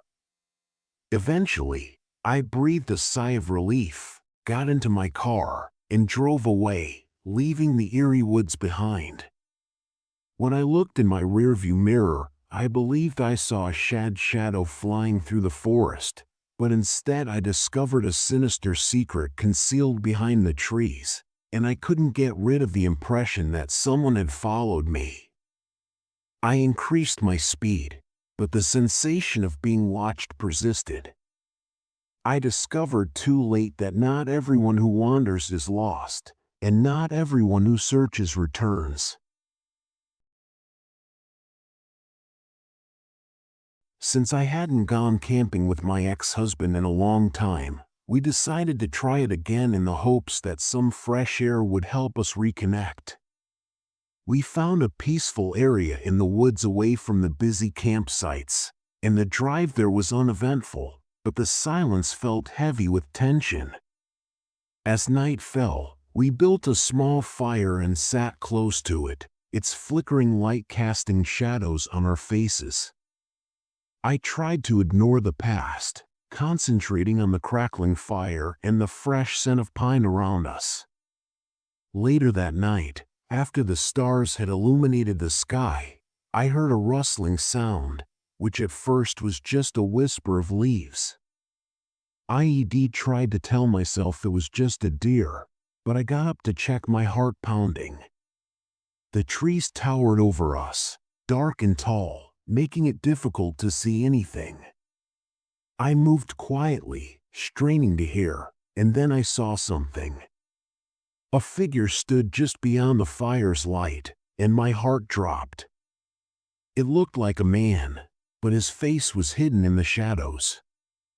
I looked at my ex-husband, but he didn't seem to notice.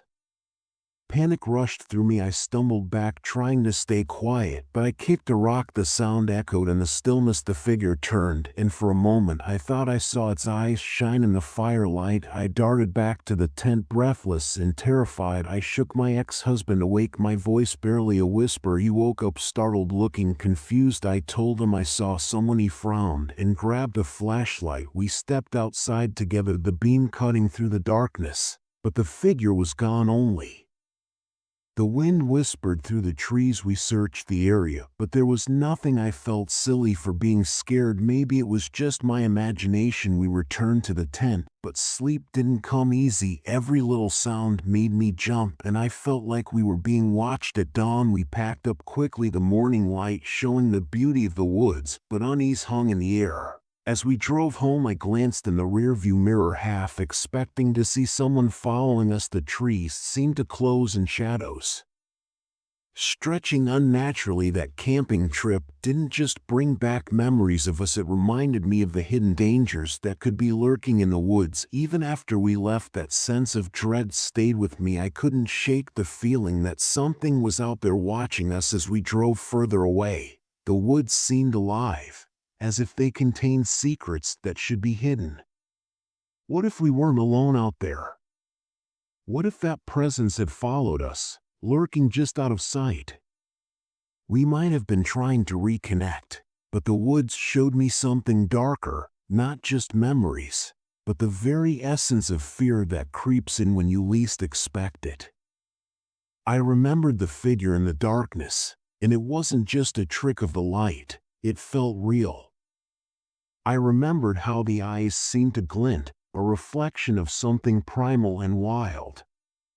Knowing that certain areas are best left undisturbed, plagued by shadows that may never fully go away, I took one last look back at the woods.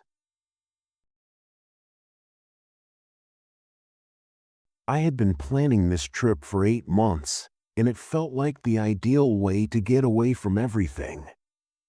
I parked my car at a small parking area by the trail early in the morning, put on my backpack, and started walking. It was quiet. The only sounds I could hear were my boots crunching on the dirt and the wind blowing through the trees. As the hours went by, I didn't see any signs of people, and finally I found a spot by a stream where I could set up camp. It was peaceful, with only the sound of water flowing over rocks and the occasional bird chirping in the distance. I hadn't felt this alone in a long time, and it felt good. As the day wore on, the sun began to set, and the air grew colder, so I gathered some wood and built a small fire and sat by the flames eating. Just after the sun had set, I heard a faint sound that at first sounded like someone striking something deep in the woods. I felt a little proud of myself for coming out here by myself and managing the silence. Thump, the beat was sluggish. I looked around in confusion, knowing that there shouldn't be anyone else out here and that there were no other campsites for miles. I tried to dismiss it, figuring it might be the wind or an animal moving around, but the sound kept getting louder, and my stomach began to tighten. I threw more wood on the fire in the hopes that the flames would make me feel safer, but the feeling of unease persisted, and then all of a sudden the noise stopped. There was no wind, no crackling fire, nothing, so I just sat there listening intently, but nothing was there, and the woods were dead silent that night. Barely slept at all. I was wide awake outside the tent. My heart raced with each little twig crack or creak from the woods. I tried to remain calm, but as I walked, I couldn't help but feel like someone was watching me. The strangest thing was that I started hearing footsteps behind me, not constantly, but occasionally, as if someone was walking a little too close behind me. I kept telling myself it was nothing, that I was just letting my mind play tricks on me, but deep down I couldn't shake the feeling that something was off as soon as the first bit of sunlight broke through the trees. I packed up my belongings as quickly as I could and started to head back. The air felt different, heavier, as if the woods weren't as welcoming as they had been before. As soon as I started moving again, I would hear the sound of something following, but by late morning, I had to stop and rest because my legs were exhausted and my nerves were shot. I would stop and turn around, but there was nothing but thick trees and silence. I tell myself that this is just my paranoia. I found a small clearing, dropped my pack, and sat down. As I was catching my breath, I noticed something strange on the ground, footprints, fresh ones leading off the trail and into the deeper part of the woods. They weren't mine, they looked human, but the person wasn't wearing any shoes. My skin crawled when I realized what I was seeing. Someone else had been walking out here barefoot. I didn't know how I hadn't noticed them before. I knelt down and saw that the prints weren't coming from the direction I had come from. They were leading the same way I was going, like whoever made them had been ahead of me the whole time, but I hadn't seen a single person since I started this hike. That was enough for me. I picked up my stuff and started moving as fast as I could, not caring about the hike anymore. I just wanted to get back to my car and leave. The woods felt like they were closing in on me, and every step I took, it felt like the trees were watching, hiding something just out of sight. My heart was racing, and I couldn't get rid of the feeling that I wasn't alone. By the time I finally made it back to the trailhead and saw my car, I felt a huge sense of relief. I tossed my pack into the back seat, slammed the door shut, and locked it right away. I spent a minute sitting there. I was gasping for air and attempting to relax, but while I sat there, I saw another pair of tracks on the dirt beside my vehicle. My hands were shaking as I started the car, and just before I pulled away, I looked in the rearview mirror and noticed something moving far away in the trees. These were barefoot, the same ones I had seen earlier, but they weren't just in the woods anymore. They led right up to the passenger side of my car, like someone had been waiting there. Being a police officer, I'm used to dealing with stressful situations all the time, so I thought it would be a good idea to spend my days off hiking and camping in a forest not too far from home. I knew the area fairly well, having been there a few times before, so I wasn't too concerned about anything going wrong. A peaceful respite in the woods seemed like exactly what I needed. I parked my car at the starting point of the trail, grabbed my backpack, and headed down the path. The weather was perfect, sunlight shining through the trees, and the trail was empty. Felt like I had the whole place to myself. After walking for a few hours, I found a good spot to set up my camp next to a small stream. It was peaceful with the sound of water running, and I got my tent up without any problems. That first night was quiet. I slept fine. Waking up early to the sound of birds, I spent the next day wandering around, climbing up a hill that had a great view of the forest below. The view was amazing, and being alone gave me some time to clear my head. By the time I got back to camp, the sun was going down, and it was starting to get cooler. That second night, though, something felt off. First, I couldn't figure out what it was, but the feeling just kept growing. I tried to tell myself it was because I was out here alone, and maybe my mind was playing tricks on me. Even though I've been in some pretty tough spots at work, being out here by yourself in the middle of nowhere can mess with your head. As the night got darker, I noticed the forest was a lot quieter than the night before. The usual sound of insects buzzing was gone, and even the animals rustling in the bushes seemed to have disappeared. I tried to ignore it and focused on the fire, but I couldn't shake the feeling that something wasn't right. Then I heard something, a faint sound like footsteps, coming from deeper in the woods. It was soft, almost like someone trying to move without making noise, but the leaves on the ground gave them away. At first I thought it might be another hiker, but who'd be walking around the woods at this time of night? I sat still and listened. The footsteps stopped and everything went quiet again. When I heard it again, I tried to convince myself that it was all in my head. This time, the footsteps were closer and moved more slowly around my camp, as if someone were circling it. My heart began to race, and I sat up in my sleeping bag, holding my breath, hoping to hear more. The footsteps stopped again, but I knew that whoever was out there was still nearby. It was difficult for me to remain composed when I felt like someone was observing me.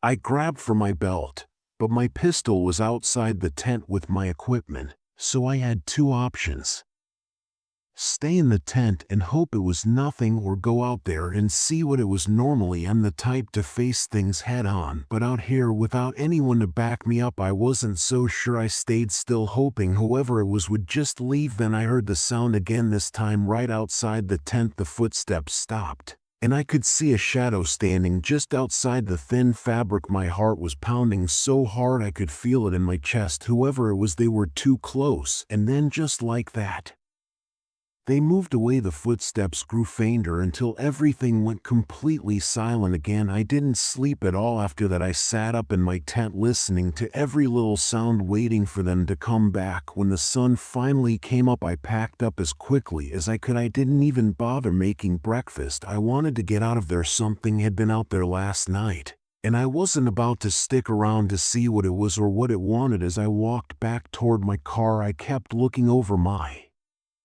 shoulder, sure I was being followed. When I finally got back to my car, I tossed my stuff in the trunk and jumped inside, feeling a wave of relief as I started the engine. As I drove away, I glanced in the rearview mirror, half expecting to see someone standing there in the trees watching me, but there was no one. When I got home, the feeling still didn't go away. It stuck with me like someone had been watching me the whole time I was out there. Whoever or whatever it was, they knew how to stay hidden. They didn't want me to see them, but they wanted me to know they were there. That's what bothers me the most, not knowing who it was or why they were out there stalking me through the woods. I don't sure I'll ever forget those steady, silent footsteps that are still around my tent. The feeling that whatever was out there that night didn't follow me out of the woods isn't limited to the footsteps, though. Sometimes, when I'm by myself at home at night, I swear I hear the same footsteps slowly and quietly circling, and when I go outside, no one is there, just like in the woods. I'll never return to that forest, but I know deep down that it doesn't matter. After hours of walking, we set up camp for the night. Our setup was simple, with just a few tents, sleeping bags, and a small area marked around us. I had to take the first watch. I sat with my rifle eyes scanning the dark, which seemed to swallow everything past the little light from our campfire. We were sent on a routine search mission in the mountains, and our group had been instructed to check out an area that seemed suspicious. People were saying that there might be illegal camps hidden deep in the forest, so it was our responsibility to investigate. I started to get tired as the hours passed, but I forced myself to stay awake. At that point, I noticed something strange. The trees that had previously appeared to be thick now appeared to form clear paths like trails leading deeper into the forest, trails that hadn't been there before, as if someone or something had made them. The forest was oddly quiet, with only the wind blowing through the trees and occasionally the crack of a branch breaking far away. The farther I went, the stranger things became. The trees weren't just forming paths, they looked disturbed, as if something had recently moved through them, snapping branches and leaving deep footprints in the dirt. I grabbed my gear and started walking slowly down one of the paths, just far enough to see where it went. I turned back to camp, but as I walked back, the path seemed to twist, as if the forest was playing tricks on me. The shadows were thicker, the trees now felt like huge walls closing in every direction I looked. The way back seemed blocked by rows of trees that weren't there before. I wasn't lost, but something felt very wrong. I could feel it, something was watching me. Then I saw it, movement fast and low, darting between the trees. My heart was racing, but I couldn't make out what it was. It didn't seem like a person, but it wasn't an animal either. I gripped my rifle tighter and sped up, trying to stay calm. I told myself it was all in my head, that I was just tired, but then I saw more shadows moving in and out of my sight, just beyond the reach of my flashlight. I froze as I heard the rustling of leaves, now much closer. Whatever it was quick and silent. I felt like prey being hunted. I pushed through the trees and stumbled back into camp, breathing hard, soaked in sweat. The others were still asleep, totally unaware of what had just happened. I didn't say anything. What could I even say? I didn't know what I had just seen. The rest of the night dragged on, but I didn't sleep. I sat there, heart pounding, rifle in hand, waiting for the sun to rise. When dawn finally came, we packed up our gear and left, but the feeling didn't leave me. As we hiked back down the mountain, I glanced back at the forest one last time. There was no movement now, no strange shadows. But I knew whatever was out there was still there, hiding just behind the trees, watching. It wasn't going to leave. It wasn't finished. It had let us go this time, but it was just waiting for the next time. We came too close, and I knew deep down that the next time none of us would be making it out. It wasn't just watching us, it was planning. Whatever it was, it knew us now. It was only a matter of time. Since my grandmother hadn't been in the woods for years, I thought it would be a good idea to take her on a little camping trip close to a hiking track she used to adore.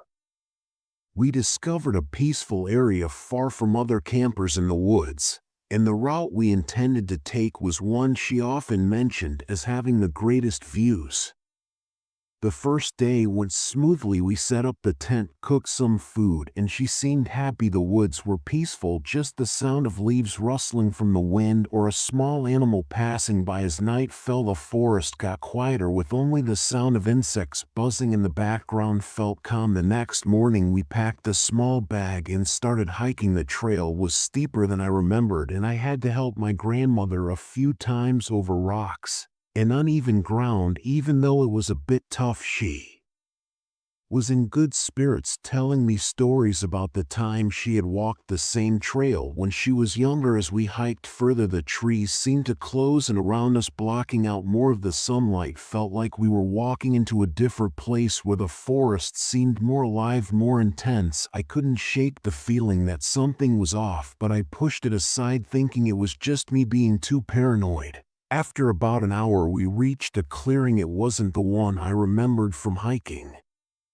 this trail years ago, but my grandmother seemed sure it was the right spot. The trees opened up to show a small rocky spot that overlooked the forest below. We took a break sitting down to enjoy the view, but I couldn't relax. There was something strange in the air, like the whole forest had gone still. Then I noticed something odd in the distance down in the valley. It looked like a small building almost hidden by the trees. I didn't remember seeing it before, and it didn't look like one of the cabins or ranger stations nearby. It was too far to see clearly, but something about it felt wrong. It was just a dark shape in the trees, but I couldn't take my eyes off it. My grandmother got up and continued to look at the same area.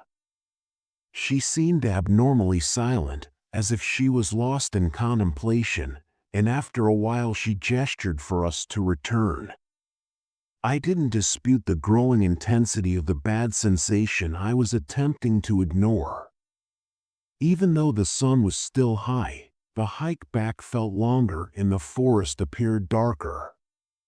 Every sound around us seemed louder, like the crunch of leaves beneath our boots or the snap of a branch somewhere in the distance.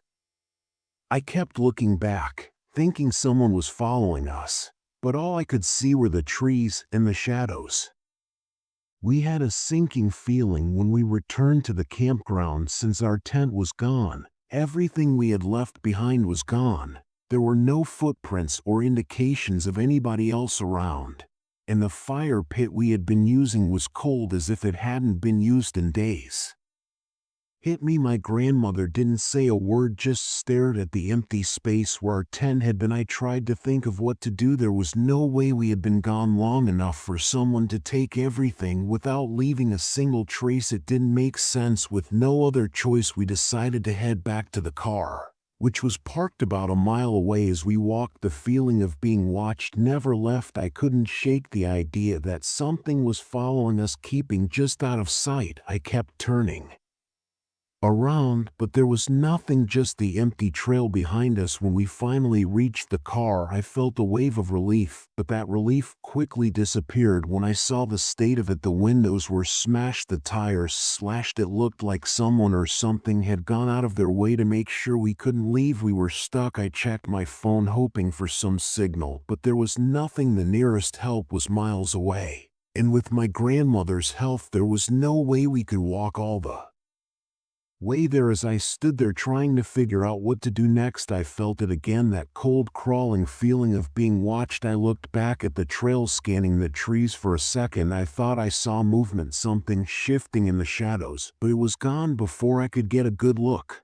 I glanced at my grandmother. She was staring into the woods too, her face pale, her body stiff. She knew something I didn't, something about this place that she hadn't told me. We ended up spending the night in the car, too scared to sleep. Every noise outside felt like it was creeping closer, getting closer to us, but nothing ever happened. Just that constant feeling that something was out there waiting. By morning, we had no choice but to start walking, hoping we'd find help somewhere. But deep down, I knew we weren't alone in those woods. Whatever had been watching us, whatever had been there the whole time, it wasn't going to let us leave easily. We made it out eventually, but I'll never forget how those woods felt like they were alive, like something was hiding just out of sight, something that had been waiting for us. I still don't know what it was, but I haven't gone back since, and my grandmother never spoke about that trail again. I think she knew we weren't supposed to be there, and I think whatever was out there knew it too. I went camping and hiking with my boss last weekend. It wasn't really something I wanted to do, but he made it sound like I had no choice. I've never thought of him as someone who enjoys the outdoors, but he was really set on showing me his favorite spot deep in the woods. I figured it was a good way to stay on his good side, so I agreed. First, everything seemed normal. We walked for hours along the trail, passing through thick trees and rocky hills. The further we went, the quieter it got. No sounds of birds or anything, and I realized after a while that we hadn't seen another person the entire time. Felt like we were the only two people out there, far from everything. Around noon, we stopped to rest near a small stream. That's when he started acting weird. My boss is usually calm and collected, but now he kept looking around like he was Waiting for something to happen, I brushed it off at first, thinking he was just tired, but as we kept going his behavior got worse. He kept wandering off the trail saying he knew a shortcut, but it was clear to me there was no shortcut, just more trees. The more I tried to stick to the main path, the more annoyed he seemed to get. The sun was starting to set, and we were still far from the campsite. I knew we should have turned back, but he insisted we keep going. I didn't want to push my luck by arguing, so I just followed him, even though I had a bad feeling. When it got dark, that's when things got really strange. He suddenly stopped in the middle of the trail and just stared ahead. He didn't move, he didn't say anything, he just stood there frozen, looking at something in the distance that I couldn't see. The air felt heavy and everything around us seemed off. I tried to snap him out of it, but he didn't react. His eyes were wide and his breathing was quick and shallow. I looked around trying to see what he was looking at, but there was nothing, just tree shadows and the dark sky above us. That's when it hit me. We were completely alone, no self-service, no other hikers. It was just me and my boss, and he looked like he had lost his mind. I began to panic because I had no idea how we were going to get back, and he was completely useless. Without saying anything, he turned and started walking again, but this time he wasn't going back to the campsite. Instead, he was moving farther into the woods and away from the trail. I followed him for a short while in the hopes that he had some plan, but it didn't take long for me to realize that he was just aimlessly wandering, not knowing where he was going, and he was walking in daze as if he wasn't really there.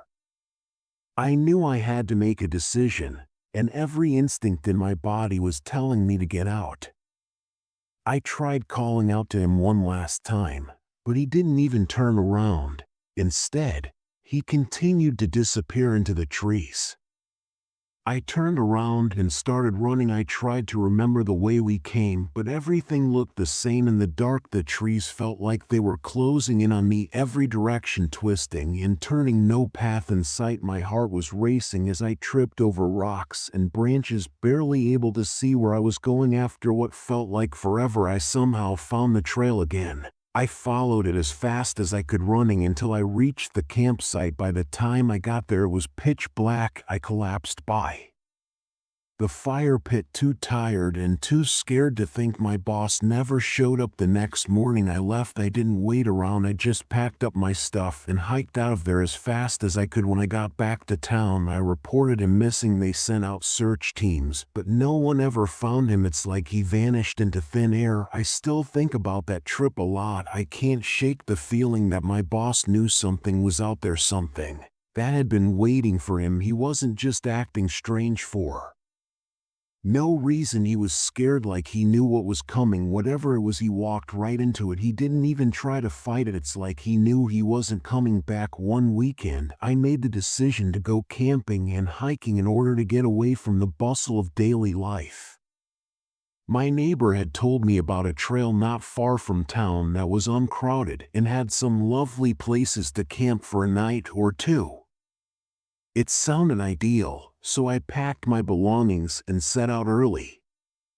The trail began easily and was peaceful, with only the sounds of the wind.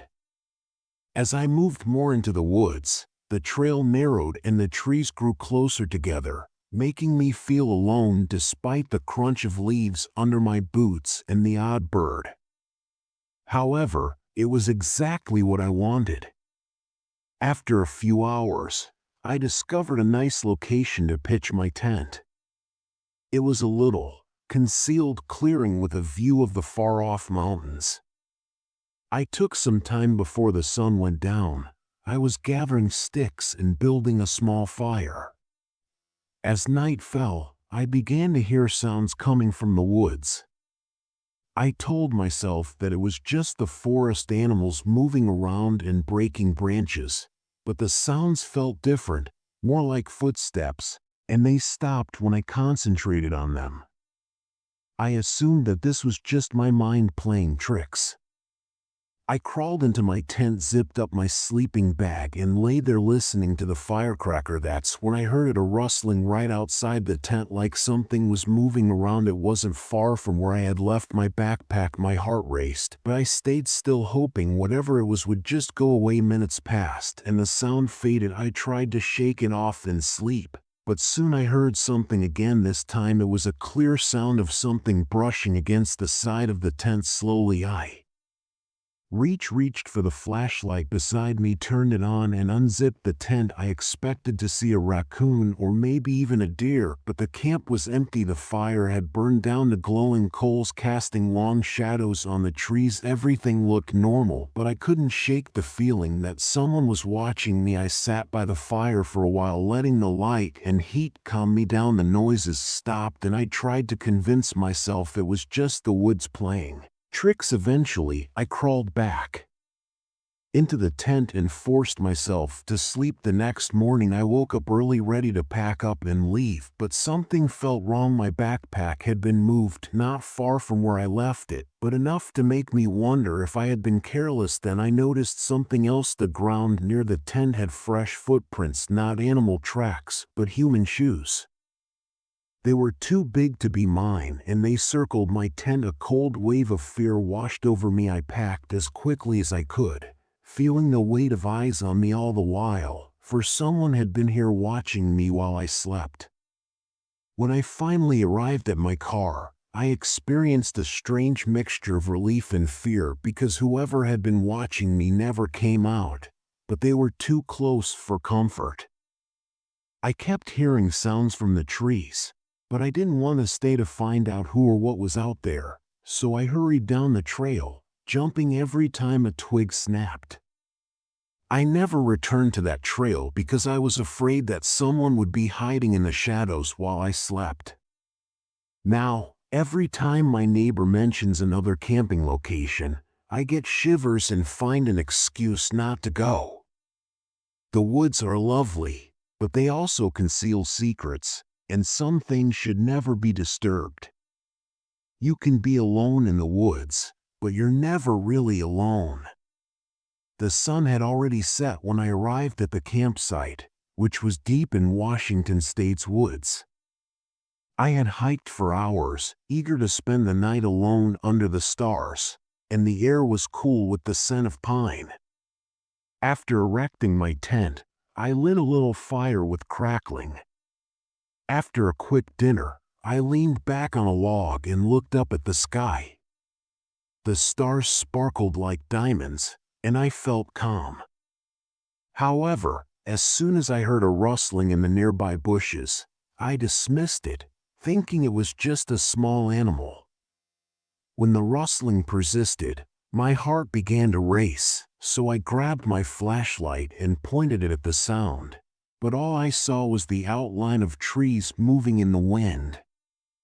I took a deep breath to calm myself, but the rustling persisted, so I decided to go for a quick walk in the hopes that it would help me relax. As I got farther into the woods, I couldn't get rid of the uneasy feeling that someone was watching me. I headed back toward my tent as the shadows seemed to grow heavier and the trees towered over me like silent sentries, but the route I believed I had. After a few minutes of stumbling through the underbrush, I finally saw a flicker of light from my campfire. Relief washed over me as I hurried back, but when I got there, my stomach dropped because the fire was out and my belongings were all over the place, as if someone had gone through my gear. Fear struck me hard, so I reached for my flashlight and peered about, the beam trembling in my palm, when I heard heavy, sluggish footsteps crunching on twigs behind me. I whirled around, but nobody was there, and the forest seemed alive. Whispering secret, my pulse was pounding, so I huddled behind a large boulder and tried to breathe softly, listening to every nerve in my body on high alert. Then I saw movement in the shadows, like if something was out there that was just out of my line of sight. My thoughts were racing with potential solutions. I had no way of knowing if there was a lost hiker who was trying to hurt me, but I knew I had to leave quickly. I walked back along the trail in silence, staying close to the trees to avoid being seen, and as the footsteps got louder, I forced myself to move more quickly because I didn't want a confrontation. All I could think about was getting to my car at the trailhead, where I would finally feel safe. As I approached the end of the trail, I saw my car in the distance, a familiar sight that gave me hope. I looked back half expecting to see someone following me, but all I saw was darkness engulfing the forest behind me, nothing but trees and shadows.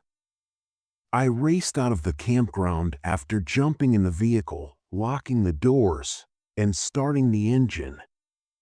The woods were still when I glanced in the rearview mirror, but I couldn't get rid of the sensation that someone or something was still keeping an eye on me from the shadows. As I drove home, I couldn't get rid of the image of the shadow I saw flickering just out of sight. It was like the woods were hiding something, and I couldn't shake the feeling that whatever was out there was waiting for its next chance alone in the dark.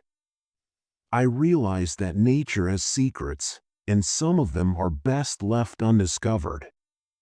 My heart started to slow once I was back on the main road, but the fear persisted, and I couldn't stop replaying everything in my head. The rustling footsteps and the sounds of the footsteps felt too real. When I finally got the chance to go, I didn't think twice. I packed light, just the things I needed for a few days, and prepared for some time alone deep in the forest. The first few hours of hiking were just as exciting as I had hoped, with birds and insects making noise all around me. I had always dreamed of hiking through the Amazon rainforest and camping right in the middle of the wildest place in South America. The stories I heard about the Amazon captured my attention, highlighting the dangers, the size of the area, and the strange animals that seemed to live there. I sometimes observed creatures running between the trees, but they were too fast for me to get a clear view. The trees were tall, with their branches covered in leaves, creating a green canopy overhead. Everything was different when I was by myself. I felt as if I had traveled back in time and was cut off from the outside world. In the middle of the day, I saw a tiny open area along a creek and made the decision to make camp there. After setting up my tent and having a short dinner, I strolled around to observe the surroundings. It was difficult to see far because of the dense jungle, but I reasoned that as long as I stayed near the stream, I wouldn't get lost. The daylight began to fade more quickly than I had anticipated, and the air grew colder. I collected some dry sticks and built a small fire to watch the flames as the shadows around me grew longer. That's when I realized something was off. The typical jungle sounds of buzzing insects and rustling leaves, as well as distant animal calls, abruptly stopped. I tried to dismiss it, assuming it was simply the change from day to night, but the silence felt odd, as if something was watching me. I tried to calm myself, but every little sound, a leaf dropping, a tree cracking, made my pulse beat. I searched everywhere, but I couldn't find anything. The firelight only went so far before everything was pitch black. The night dragged on, and I hardly slept. I kept hearing footsteps, breathing, and branches snapping in the dark, but whenever I checked, nothing was there, so I began to question whether my mind was playing tricks on me. I grabbed my flashlight and pointed it into the jungle, but all I saw were dense plants and trees. By morning I was exhausted. I decided to pack up and leave early. I couldn't shake the feeling that something was following me, like something was watching my every move from the trees. I needed to get out of there. I packed up quickly and started hiking back the way I came, staying alert the whole time. The feeling of being watched didn't go away. Every few minutes I looked over my shoulder, expecting to see something move between the trees, but there was still nothing. By afternoon I reached the point where the jungle began to thin out. I felt a bit more relaxed, but then I saw it deep in the mud along the path footprint, and it wasn't mine. It wasn't from any animal either. It was big, barefoot, and fresh. Whoever or whatever had made it was nearby. I stopped cold, my eyes scanning the trees. I didn't hear or see anything, but I knew I wasn't alone. Then out of the corner of my eye, I caught a quick glimpse of movement. Something darted behind the trees, fast, too fast for me to see clearly, but it was human-shaped. At least it looked human. I didn't stick around to find out more. He started running. The jungle felt like it was closing in on me as I ran, my heart pounding in my chest. I didn't look back, but I could hear something following me, its footsteps fast and getting closer. Felt like the whole forest was alive, forcing me out. When I finally reached the edge of the jungle, I was drenched in sweat and out of breath. I stopped, turned around, and looked back at the trees. Even when I left the Amazon and returned to safety, the sensation of being followed lingered in my mind. Nothing moved, and the forest was quiet once again, as if whatever had been pursuing me had vanished. I kept thinking about that footprint in the mud. Whatever had made it had been close, so close, and I realized something terrifying. It had been watching me the whole time, following me, waiting for the right moment. It didn't attack, not because it couldn't, it just didn't want to, and that thought still keeps me up at night. We had been out in the woods for a few days, part of a training mission. The job was to find our way through thick forests and tough ground, camping wherever we could. It was me and 3 other guys, all of us soldiers, all used to roughing it outside, but something about this area felt strange from the start. The forest was way too quiet, no birds, no wind in the trees, just stillness. It made me uneasy, like the trees were watching us, but we kept going, following the map, trying to stay on track. When the sun started to go down, we decided to stop and set up camp near a small clearing. We got a fire going, ate some quick food, and then settled into our sleeping bags under the open sky. I had first watched the hours drag on and nothing happened. It was calm, but that weird feeling still lingered, like something wasn't right. I kept scanning the trees every few minutes, making sure nothing was moving out there. When my shift was over, I woke up the next guy and slipped into my sleeping bag, trying to shake off that unease. I eventually fell asleep, but it wasn't a deep sleep. I woke up, it was pitch black in the middle of the night, and I had no idea why I was awake, but my heart was thumping in my chest. I remained motionless and listened, only hearing my own breathing, until I gradually sat up, trying not to make any noise, because the fire had burned down to just glowing coals, giving off a weak light. At first, the smell was faint, but I knew it wasn't right. It smelled like blood. The others were still asleep when I turned to face them, but the fragrance was becoming stronger. Then I heard a faint crunching sound, as if someone were gently stepping on dry leaves. I turned my head toward the disturbance in the faint light as my pulse skipped a beat. Just outside the camp, I noticed something move close to the edge of the trees. I couldn't identify it, but I knew that something was there, crouching low and remaining in the shadows. My thoughts were racing, but it wasn't one of the guys. They were all fine, and it wasn't an animal. Animals don't move like that. I froze, praying it hadn't noticed me. Just beyond the firelight, the footfall kept going gently around the camp's perimeter. My stomach churned, and I reached for my knife, holding it tight. Whatever it was still out there, getting closer. Then, just as suddenly as it started, the footsteps stopped. Everything went quiet again. I strained my eyes, trying to see what was out there, but it was too dark. I gripped the knife harder, trying to stay calm, but then the smell hit me all at once, stronger than before, like it was coming from everywhere at once. It made my skin crawl. That's when I saw it. One of the sleeping bags was empty. One of the guys was gone. My blood ran cold. How could he have just disappeared without making a sound? I looked around, scanning the ground, but there were no tracks, no sign of him, just that awful smell hanging in the air. I wanted to panic, but I forced myself to stay still, to think we were trained for this kind of thing, to handle danger. But this was different. This was fear like I had never felt before. I didn't wake the others. I didn't know what waking them would do. Instead, I waited for whatever had taken him to make its next move. When the sun rose, the smell had subsided and the forest felt normal again, with birds chirping and the wind rustling the leaves. But our teammate was still gone. The night seemed to go on forever, so I stayed up with my knife in hand, scanning the darkness for any sounds. We packed up in quiet, with that odd, heavy sensation still lingering over us. We didn't discuss what had occurred, as if none of us wanted to acknowledge that it was true, but I knew we all did. And as we left the forest, something didn't set right with me. There was no trace of him anywhere, no blood, no traces. Whatever had taken him was still watching us, as if it was waiting for the proper moment to return. And I couldn't get rid of the sensation.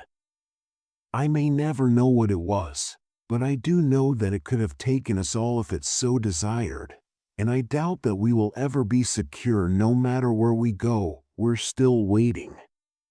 My ex-wife Lisa and I used to hike frequently when we were married, so it felt strange to be out here by myself.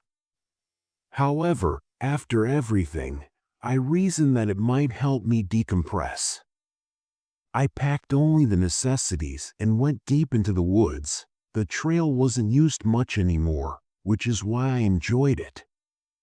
The first few hours passed quietly, and the sound of leaves beneath my boots and distant birds reminded me of simpler times. I pitched my tent near a small open area by a stream, a place I knew well, and I planned to hike a little more the following day before heading back.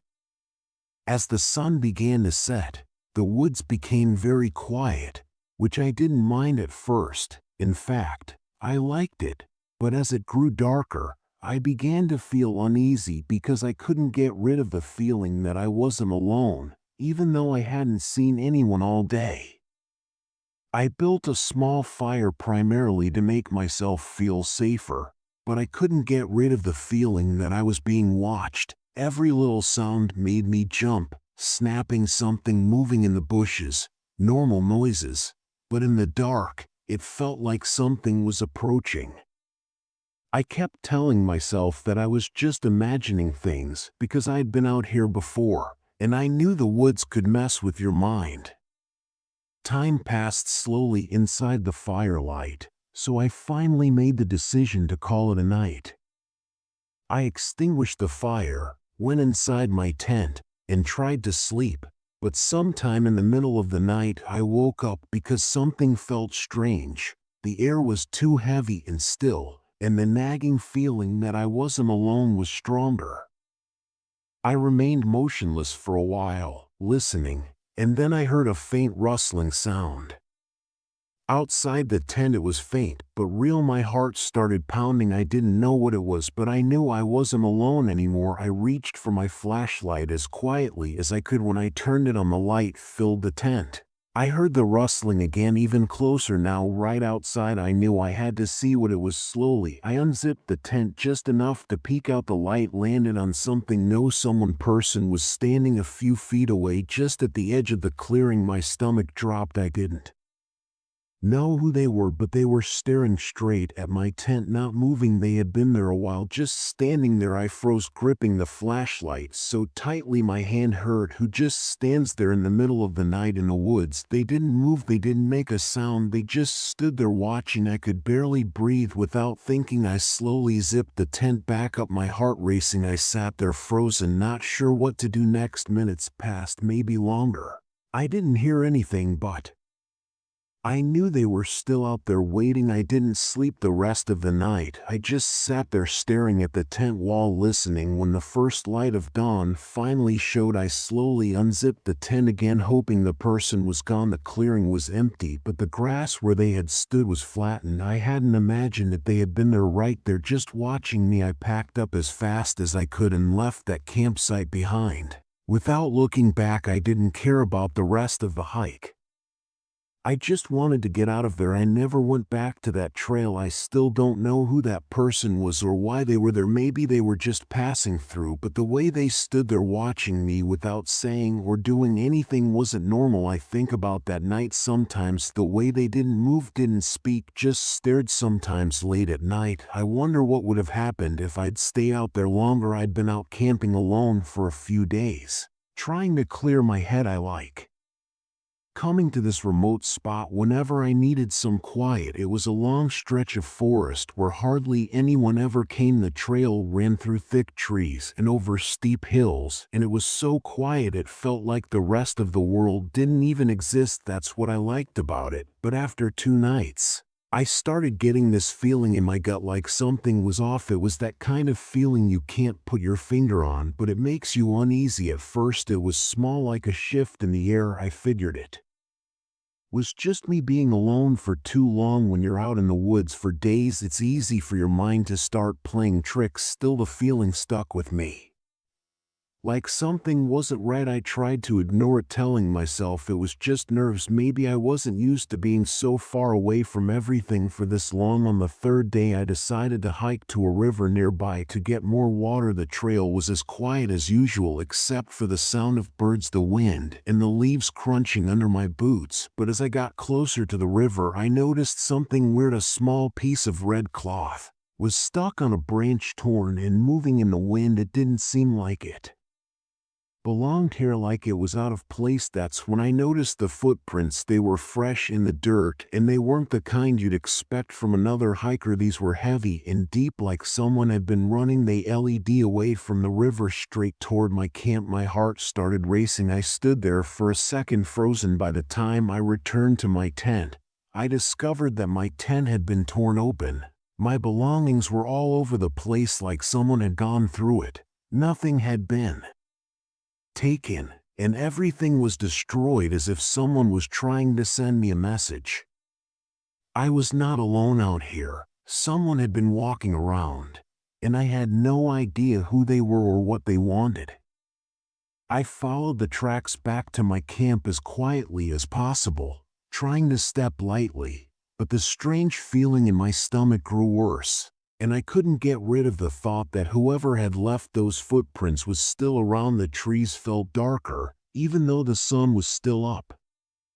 I stood there, the weight of what was happening finally sinking in. This wasn't an animal. It wasn't just some careless person passing through. Someone had found my camp and wrecked it while I was gone. I didn't waste any more time. I grabbed what I could, threw it into my pack, and started moving fast. There was no way I was staying out here another night. As I hiked back down the trail, I kept looking over my shoulder, expecting to see someone behind me. The feeling of being followed clung to me no matter how fast I walked. By the time I made it to the parking lot where my car was, the sun was starting to set. I was exhausted, my nerves were shot, but I felt a bit of relief when I saw my car still sitting there. I threw my bag into the back seat, ready to get out of there as fast as I could. Just as I was about to start the car, something caught my eye. In the rearview mirror, a police car was parked at the far end of the lot. At first I thought it was just routine, maybe checking on the area, but then I Noticed something strange. The driver's side door was open and there was no one inside, no sign of anyone around. I got out of my car and slowly walked toward the police car. The closer I got, the worse the feeling in my stomach became. When I reached the car, I looked inside and saw something that made my blood run cold. There was blood on the driver's seat, not old dry blood. This was fresh, just a few feet away. The dirt was all messed up like there had been a struggle. My heart started pounding, my mind racing. I had no idea what had occurred, but I knew I had to get out quickly, so I turned to go back to my vehicle. But before I could get it, I saw a person standing still in the woods just beyond the parking lot, partially obscured by the darkness. They were watching me, but I couldn't tell who they were. They didn't move or make any noise. They simply stood there and stared at me. My body froze, and my thoughts screamed for me to go, but I couldn't take my eyes off of them. The air seemed heavy, as if the world had stopped moving. I finally snapped out of it and bolted from my car. I jumped and slammed the door and sped down the dirt road as fast as I could. Not looking back, my heart was racing the whole way home, and that feeling of being watched wouldn't leave me even after I made it back. I kept expecting to see that figure standing in the shadows, just waiting for me to let my guard down. It's been weeks since that day, but I can't shake the feeling that I'm not done with whatever was out there. Every time I step outside, I get that same gut feeling I had in the woods. The police never found anything, and no one knows what happened to the officer who drove that car. But deep down, I think I know something, or someone was out there watching, and I have a feeling they're not done watching me yet. I took my grandmother camping for the first time. She wasn't really into being outside much, but I thought it would be a nice break for her. We found a quiet spot by a lake with thick trees all around. It was peaceful, with the kind of silence you only get far from the city. After we set up camp, Grandma wanted to go for a short walk, so we grabbed our things and started walking into the trees. The path was narrow and the trees were so tall that they blocked out most of the sunlight. The deeper we went into the woods, the less we could see of the lake behind us. As we walked, I started to feel something wasn't right. The woods weren't just quiet. They felt strangely still. No birds, no wind in the leaves, just dead silence. Felt like the kind of quiet that makes your skin crawl. We had been walking for about an hour when the path abruptly split into a few different directions. There were no signs or anything to tell us where to go, so I didn't want to worry Grandma, but I wasn't sure which way we came from. We tried a few different paths, but each one led us deeper into the woods. I told myself I was being paranoid, but the feeling persisted. And even Grandma, who never really got scared, seemed to be looking around a lot more than usual, as if she was feeling it too. Nothing looked familiar, and the lake seemed further and further away. The sun was starting to go down and long shadows stretched out across the trees. I tried to stay calm, not wanting to freak Grandma out, but inside I could feel a knot of fear tightening in my stomach. Every trail we took seemed to circle back or lead us into more trees. It was like we were stuck in some kind of endless loop with no way out. As it got darker, I started using my knife to mark the trees, hoping to leave a trail, but even those marks seemed to vanish after a while. No matter where we turned, we were trapped. The weird silence was everywhere, and now the darkness was closing in fast. I decided we should stop and wait until morning. Maybe with some light we'd be able to figure out where we were. We sat down next to a big tree, trying to save our energy. The cold started to creep in, and I tried to push away the feeling of being completely lost. I had never felt so helpless before. Sometime after midnight, I heard footsteps, slow, steady. I initially thought it might be another camper or someone hiking late at night when I heard footsteps in the trees behind us, but then they stopped. I listened intently to hear where they went, but all I could hear was a heavy, suffocating silence. A few minutes went by, and I tried to tell myself it was just my imagination. But then I heard them again, this time closer, and realized that whoever was out there wasn't just passing by, they were following us. I remained still in the hopes that they would just disappear, but they did not, and the footsteps stopped once again just beyond the trees. I was unable to see anything in the darkness, but I knew that someone was keeping an eye on us while we waited. Neither of us slept after that, and occasionally the footsteps would return, pausing before they could approach us too closely. It seemed as though they were testing us in some strange game, but it wasn't an animal, it was something else.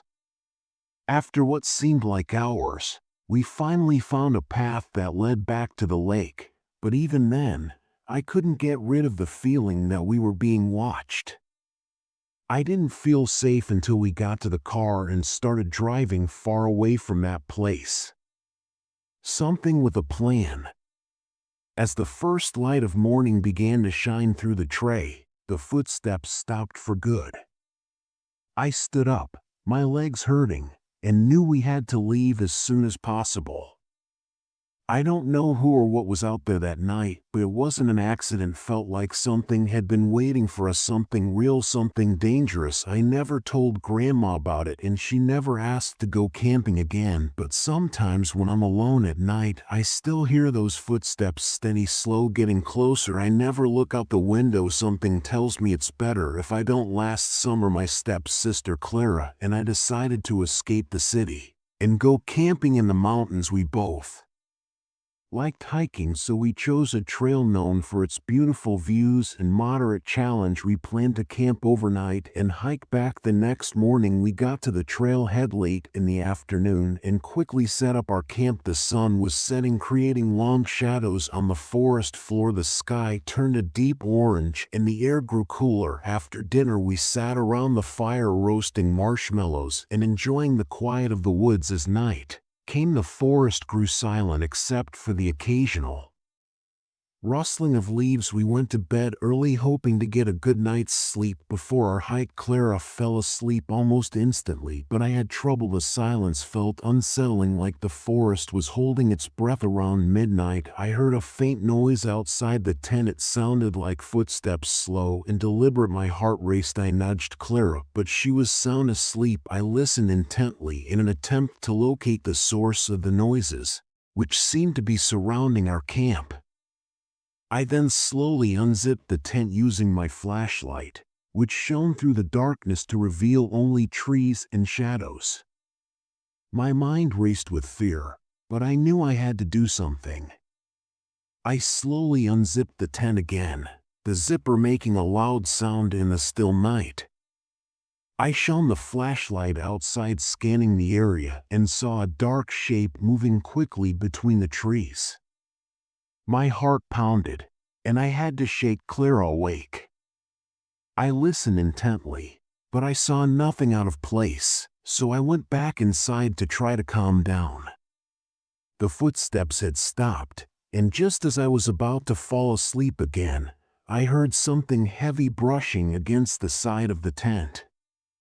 We hurriedly packed our belongings as quickly as we could, breathing in short, panicked breaths, and the feeling of being watched never left us. As we were ready to leave, I kept looking over my shoulder, half expecting to see that shadow again, when I noticed a small pile of rocks near our campsite that hadn't been there before. It appeared that someone had carefully stacked them, and my stomach dropped. We hurried back to the trail, moving quickly but carefully, and the eerie feeling stayed with us all the way down the mountain. When we arrived at the trailhead, the sun was just beginning to rise, and we were exhausted but relieved to be back. We never discovered who or what had been circling our camp, but the sight of those rocks and the sense of being watched made it clear that someone or something had been there with us. We never returned to that trail. We were both nervous of camping by ourselves in the woods after the experience. As we departed, I couldn't get rid of the eerie sensation that whatever had been watching us was still out there, waiting for another opportunity. The memory of that night serves as a terrifying reminder of how quickly safety can go in the woods. When I started my solo trek in the neighboring mountains on a cool autumn morning, the air was clear and the sun was casting long shadows over the trees. I intended to camp beside a peaceful lake for the night. The route was once simple and was meant to be serene and far from humans. Meandering gently through the woods, the bright fall colors were amazing, and the only sounds were the crunch of leaves underfoot and the occasional chirp of a bird. By noon, I reached a clearing where I decided to set up camp. I set up my tent close to the lake, enjoying the calm and the soft sound of water lapping at the shore. As night fell, I started a small fire to cook my dinner. The crackling flames and the warmth were comforting against the growing cold. After eating, I sat by the fire watching the stars come out in the clear sky. It was the kind of night where everything felt perfect until I heard a noise that didn't fit. At first it was faint, like a soft rustling or shuffling. I thought it might be a small animal, but as the night went on, the noise got louder. It seemed to come from the edge of the forest near my campsite. I tried to ignore it, telling myself it was just the wind or an animal moving around, but the noise kept going, and it wasn't random. It had a pattern, almost like it was trying to get my attention. The tension grew with each passing hour. I couldn't see anything in the dark, and the noise wouldn't stop. Now and then I'd hear a twig snap or a faint thud making me jump. I kept my flashlight close, trying to reassure myself that it was nothing serious. Finally, I decided to check it out. I grabbed my flashlight and a sturdy stick for protection and carefully headed toward the noise. I was about to head back when I noticed some unsettling new footprints in the mud near the water's edge. They were big and appeared to have been made recently, and my heart raced as I realized that someone or something had been watching me. The area surrounding the lake was dense with trees and underbrush, and as I approached, the noises abruptly stopped, leaving a heavy silence. I chose not to follow the prince as he led out into the wilderness. My skin crawled at the idea of someone or something concealed in the woods. The eerie silence of the forest and the mystery of those footprints made me realize that sometimes the scariest things are not the ones we can see, but rather the ones that leave us feeling watched and vulnerable. I returned to my campsite as soon as possible, feeling both relieved and afraid. I packed up my belongings as quickly as I could, deciding it was best to leave before it got any darker. As I drove away, the forest gradually vanished behind me, but the fear persisted. Long after I left the mountains, I was haunted by the image of those footprints and the strange noises. It was late September, and the air had just started to turn crisp with fall. My wife Emily and I received an invitation to spend a weekend at a cabin with her sister Megan and Megan's husband Brian. They had recently purchased the secluded log cabin deep in the northern Michigan woods as a weekend retreat, and they couldn't wait to show it off. We hadn't had a chance to visit since they bought it earlier in the year, and the drive was long and winding, taking us farther and farther away from any signs of civilization.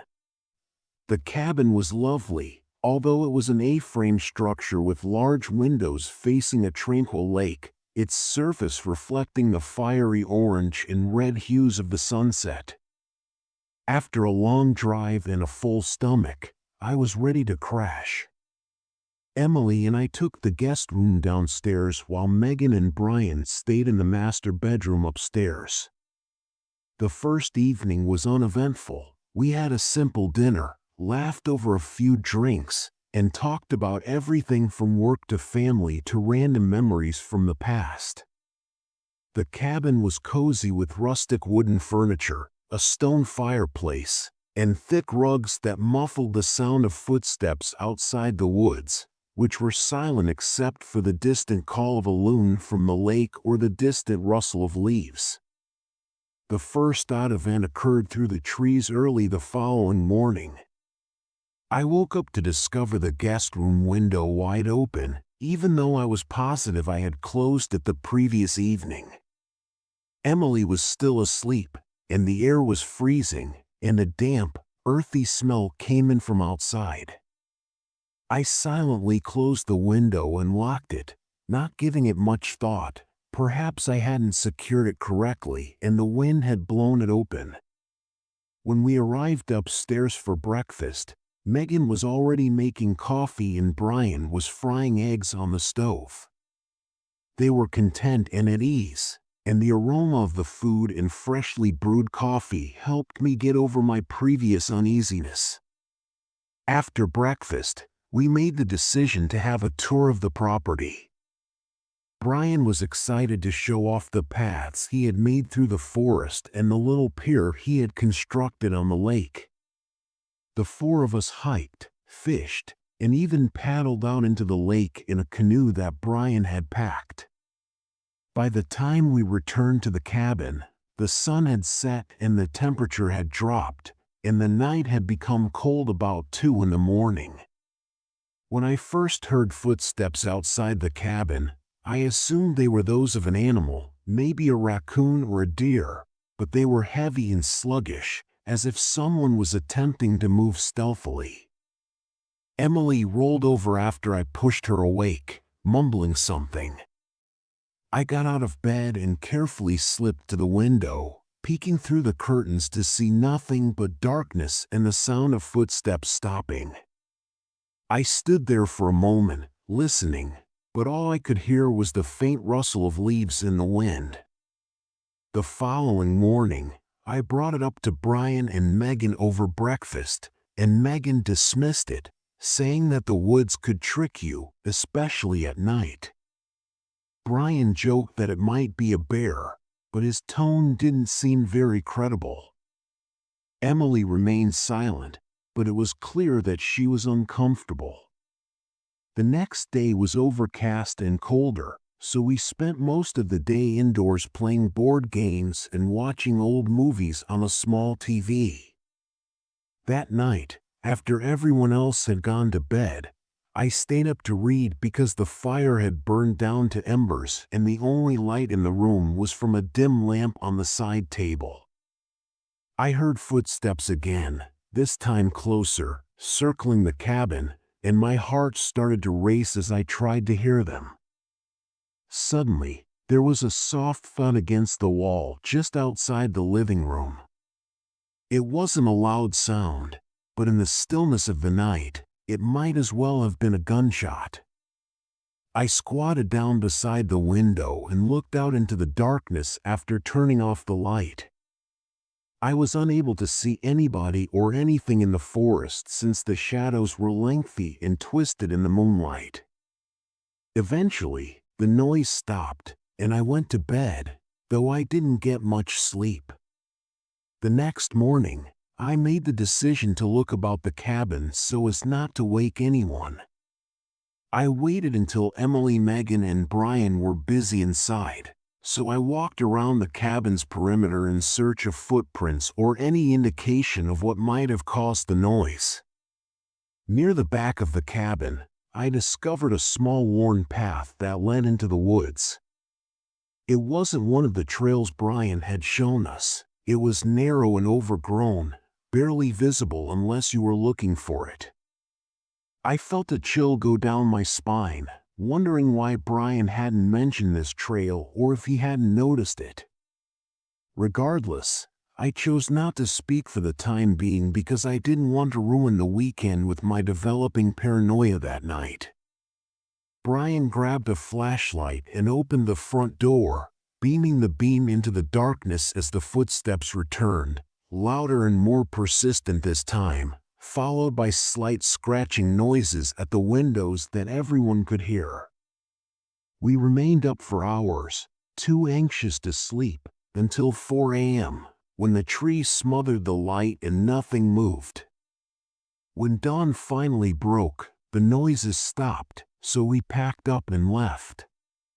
As we loaded the car, I took one last look back at the cabin and noticed a figure standing at the edge of the woods, barely visible through the trees. It was watching us and wasn't moving. I didn't say anything because I didn't need to, and I could tell by Emily's expression that she had seen it too. We never returned. We never discussed what happened that weekend, but sometimes I still think about the footsteps, the odd path, and the figure in the woods, and I always wonder if we were being watched the entire time or if we were being hunted. Megan and Brian eventually sold the cabin, saying it was too remote for their tastes. When I was 28 years old in 2013, my brother Ryan, a 32-year-old police officer who was known for being among the best in the department, called me out of the blue and asked if I could help him with something important. He told me to pack enough clothes for a few days, sturdy boots, and anything I might need for roughing it in the woods. Ryan was the complete opposite of his job as a graphic designer, and I always admired his courage, even though I thought he could be a little too rigid at times. Knowing Ryan, I didn't ask too many questions, but he promised to explain everything once we met. He wouldn't give me any specifics over the phone. The next morning, I took a car to Brookhaven, a little community tucked away in Washington State's foothills. As we drove for more than an hour on winding dirt roads, the trees grew denser, the air grew colder, and the sky grew darker as thick clouds rolled in. Eventually, Ryan stopped his truck in front of a small, weathered cabin that looked like it had not been used in years. The location was remote, with no self-service and no neighbors, just miles of forest in every direction. Ryan met me at a gas station on the outskirts of town, but he was not in uniform, which was unusual for him, but he still had the same serious expression on his face.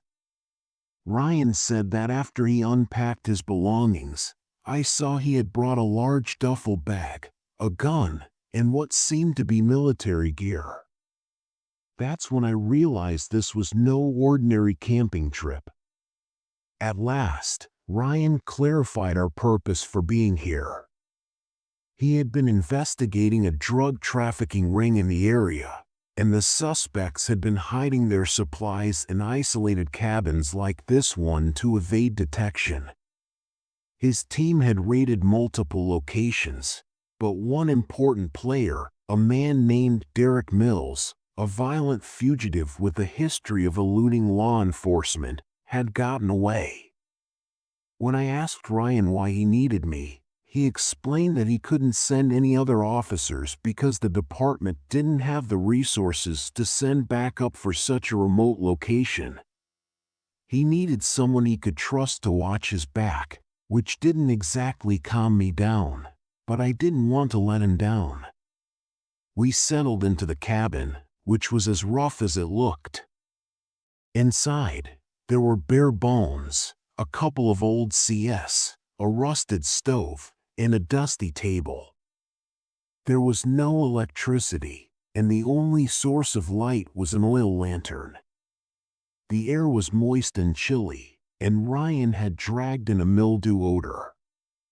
Ryan put up his equipment, which included a police radio and surveillance equipment. He also demonstrated how to use binoculars and a basic first aid kit in case I wasn't sure what I had committed to, but I trusted Ryan. The forest was eerily quiet, the kind of silence that makes you feel like you're being watched. The only sounds were the distant hoot of an owl and the occasional rustling of leaves. The first night was uneventful, and we took turns keeping watch, with one of us sitting by the window while the other tried to sleep. By the second day, I was beginning to feel the weight of the situation. While Ryan was outside checking the perimeter that afternoon, I heard a strange noise, faint footsteps that were almost imperceptible, coming from the woods behind the cabin. My heart raced, so I grabbed the binoculars and looked through the window. Ryan's seriousness didn't help either. He rarely spoke and his eyes were always scanning the tree line. He told me Mills was dangerous and had a history of ambushing officers who underestimated him. I didn't see anything at first, but then I saw a figure darting between the trees. When Ryan came back inside, I told him what I had seen, and he checked his rifle right away. He told me to stay inside while he went out to investigate. I wanted to argue, but the look in his eyes told me not to. He was gone for almost an hour, and when he finally came back, he said he hadn't found anyone, but he had seen fresh footprints in the snow leading away from the cabin that night. The temperature dropped below freezing, and the wind howled through the trees, making it even more difficult to concentrate. At midnight, I heard those faint footsteps again, and this time they were closer. I nudged Ryan awake, and he grabbed his rifle, and we both stared out the window scanning the darkness. Ryan motioned for me to keep low as he crept toward the door. He opened it just enough to peek outside but didn't step out after a few tense moments. There was a loud bang on the side of the cabin, followed by silence. My heart was thumping so hard that I thought it might burst. He then closed the door and whispered that nothing was there. The following day, we discovered deep scratches on the wooden walls of the cabin, as though someone or something had been scratching at them. Ryan dismissed the marks as being caused by an animal, but I wasn't sure if they were intentional or dangerous. By the fourth day, we were both tense because the food we had brought was running low and I was beginning to feel lonely. But Ryan seemed even more determined. He thought Mills was close by, waiting for the ideal opportunity to attack. That night, as the sun went down and the woodland fell into darkness, the tension grew intolerable. In an attempt to surprise Mills, Ryan placed a tripwire attached to a flare around the cabin's perimeter around 3 in the morning. After the flare went off and the cabin erupted into red light, Ryan snatched up his gun and walked out the window, gesturing for me to remain still. When I heard a gunshot and saw him approaching slowly with his flashlight piercing the darkness, my stomach fell, and I hurried to the window in a panic to find out what was going on. Ryan ran back toward the cabin and yelled for me to lock the door. He then burst inside, slamming the door shut and bolting it. His face was pale, and his breathing was ragged. He told me that Mills had been armed and that he had managed to wound him, but that Mills had fled into the woods for the rest of the night. Ryan decided it was too dangerous to stay, so he radioed for backup, but the signal was weak, and told me to pack up our belongings while he kept watch. As we were loading the truck, I noticed something that made my blood run cold. Mills' footprints leading directly up to the back door of the cabin. He had been watching us, possibly even listening to us, and now he was out there, wounded but still dangerous as we drove away. The forest seemed to enclose us, the shadows lengthening with every mile, and I couldn't get rid of the thought that Mills was still out there, observing and anticipating his every move. On the journey back, Ryan didn't say much, but his quiet said a lot. This wasn't over, not for him, not for me. As I lay in bed at home that night, unable to sleep, I realized that Mills was still out there and that Ryan would not stop until he was apprehended. Every rustle of the wind outside and every creak in the house made my heart race. I came to the realization that the true fear wasn't just in the forest, but that someone like Mills could be out there waiting for the right opportunity to strike. We were sent on a routine training mission in the mountains when I was in the Austrian army. It was supposed to be a few days of hiking and camping to get used to the difficult conditions. The higher we went, the colder it got and the paths became more difficult to walk, but it wasn't too much for us to handle. One evening, we set up camp on a rocky hill that was far from any village or road. We were exhausted from hiking all day, so we lay down to try to get some sleep before the next day's march. The night was freezing, and the wind was loud as if it were whipped through the mountains, but there were no other sounds that struck me as strange. Normally, even in the wild, you hear something, branches cracking, leaves rustling, but here it was just the wind and nothing else. The view was breathtaking, but something about the quiet felt off. The camp was simple, with just a fire pit and our gear piled up nearby. I awoke. I'm not sure why, but something seemed strange in the middle of the night. The fire had gone out, and the cold was getting closer. I listened carefully, hoping to hear anything, but all I could hear was the wind. For a long time, I laid there, wide awake, staring at the inside of the tent. My heart was racing, though I didn't know why. Then I heard a soft crunch of gravel just outside the tent, slow, steady, like someone walking carefully, trying not to be heard. I froze. No one should have been out there. We were all exhausted and everyone had gone to bed. The steps circled the camp, deliberate and quiet. It wasn't the wind, and it didn't sound like an animal. The steps were too slow, too controlled. I stayed still, barely breathing, hoping it was just one of the guys, but deep down I knew it wasn't. The steps were too cautious, too precise. Whoever or whatever was out there knew we were here and didn't want to be seen. Hours seemed to pass before the sound finally faded, the footsteps slowly disappearing into the distance. I didn't sleep for the rest of the night. The cold seemed to tighten around me, and the dark felt endless. I wasn't alone. The next morning I could see the same fear on everyone's faces. No one said a word about it, but we all knew something wasn't right. We packed up fast and got moving, trying to shake off the unease. The plan was to hike further into the mountains and set up camp again, but I couldn't shake the feeling that something was watching us. I kept looking behind me, scanning the trees and rocks. The mountains felt heavy, like they were closing in on us, as if the whole place was aware of our presence. That night we set up camp again, but it wasn't any better. Once more I heard the footsteps, slow, steady walking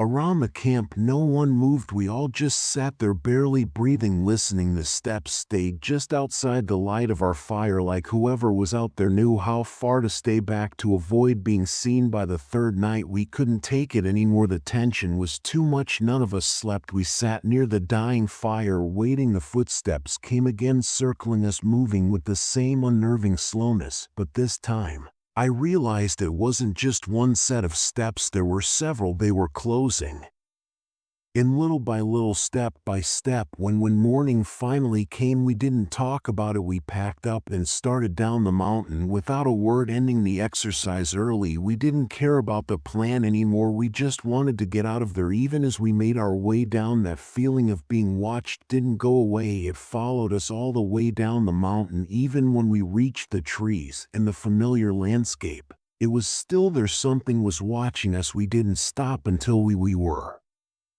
back at the barracks. I've been on a lot of hikes and training missions since then, but nothing like that. I don't know what was out there, but something followed us through those mountains. Something real, something alive. We never saw it, but I know it was there, watching us, stalking us, and whatever it was, it didn't stop when we left. I still think about those nights, the silence and the footsteps. I can't explain it, but I know it wasn't human, not an animal either, but it was out there tracking us, waiting for something, and I can't shake the feeling that one day it'll follow me again. I chose a location further into the woods for my solo camping excursion in 1978. Very far away. I've always enjoyed being in nature, and this place seemed to be the perfect way to escape the city's noise. The hike to the campsite took most of the day, and the trail wasn't in great condition. It was covered in weeds that were barely visible in some places. I had to consult my map more than I had anticipated, and by the time I found a small clearing to set up camp, the sun was already setting. I pitched my tent and built a small fire, and the trees surrounding me were dense, making it feel as though I was isolated from everything else, with only the wind.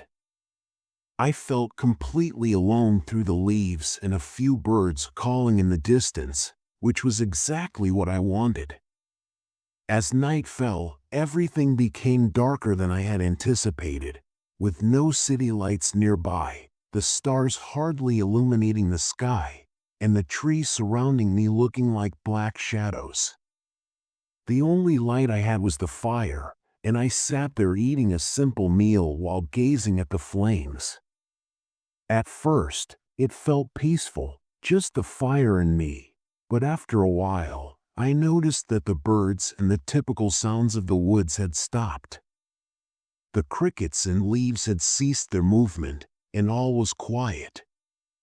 I reasoned that it might simply be the woods getting ready for the night, but it still felt weird. Then, I heard a faint, distant snap, like a twig breaking, and immediately recognized it. I sat up and looked into the darkness, but the firelight didn't reach very far beyond it. Everything was black. I reasoned that it must be an animal, possibly a deer, but the silence didn't feel right. Even when animals are nearby, the woods aren't this quiet. I put a few more logs on the fire in the hopes that the light would help. For a short while, it helped, and I felt like I was relaxing again. After a few hours of listening to the fur crackle, I made the decision to attempt to sleep by laying in my tent, where I could still feel the silence. I heard it again, closer this time, and then the sound of leaves crunching beneath my feet. It wasn't loud, but it was too deliberate to be the wind, so my heart began racing, and I sat up listening intently. It was closer this time, and I didn't want to leave the tent, so I unzipped it just enough to get a glimpse. Every little sound felt loud, including my own breathing, the wind outside the tent, and the last remnants of the fire slowly burning out around midnight. The fire was almost extinguished outside, with only a few glowing embers, and I could barely see anything in the dim light, but I could still hear the sound of someone cautiously approaching my campsite. I froze, barely breathing, hoping that whatever it was would move on, but it kept getting closer and closer until it was right at the edge of the clearing. I couldn't see anything, but I could feel that something was out there just beyond the fur light, standing still, watching, and I didn't dare make a sound, so I just sat there, waiting for whatever it was to do something, but nothing happened. The night fell silent once more, with no footsteps or rustling leaves, only the sound of the woods and the dim glow of the fire. The next thing I knew, the sun was up and the woods were alive with the sound of birds and rustling leaves again. Everything seemed normal, but I couldn't get rid of the feeling that something wasn't right. I stayed up for hours, too afraid to sleep, just listening, until finally my exhaustion overcame me and I must have passed out. Eager to get out, I hastily packed my belongings and was folding my tent when I saw something in the mud close to the clearing's border.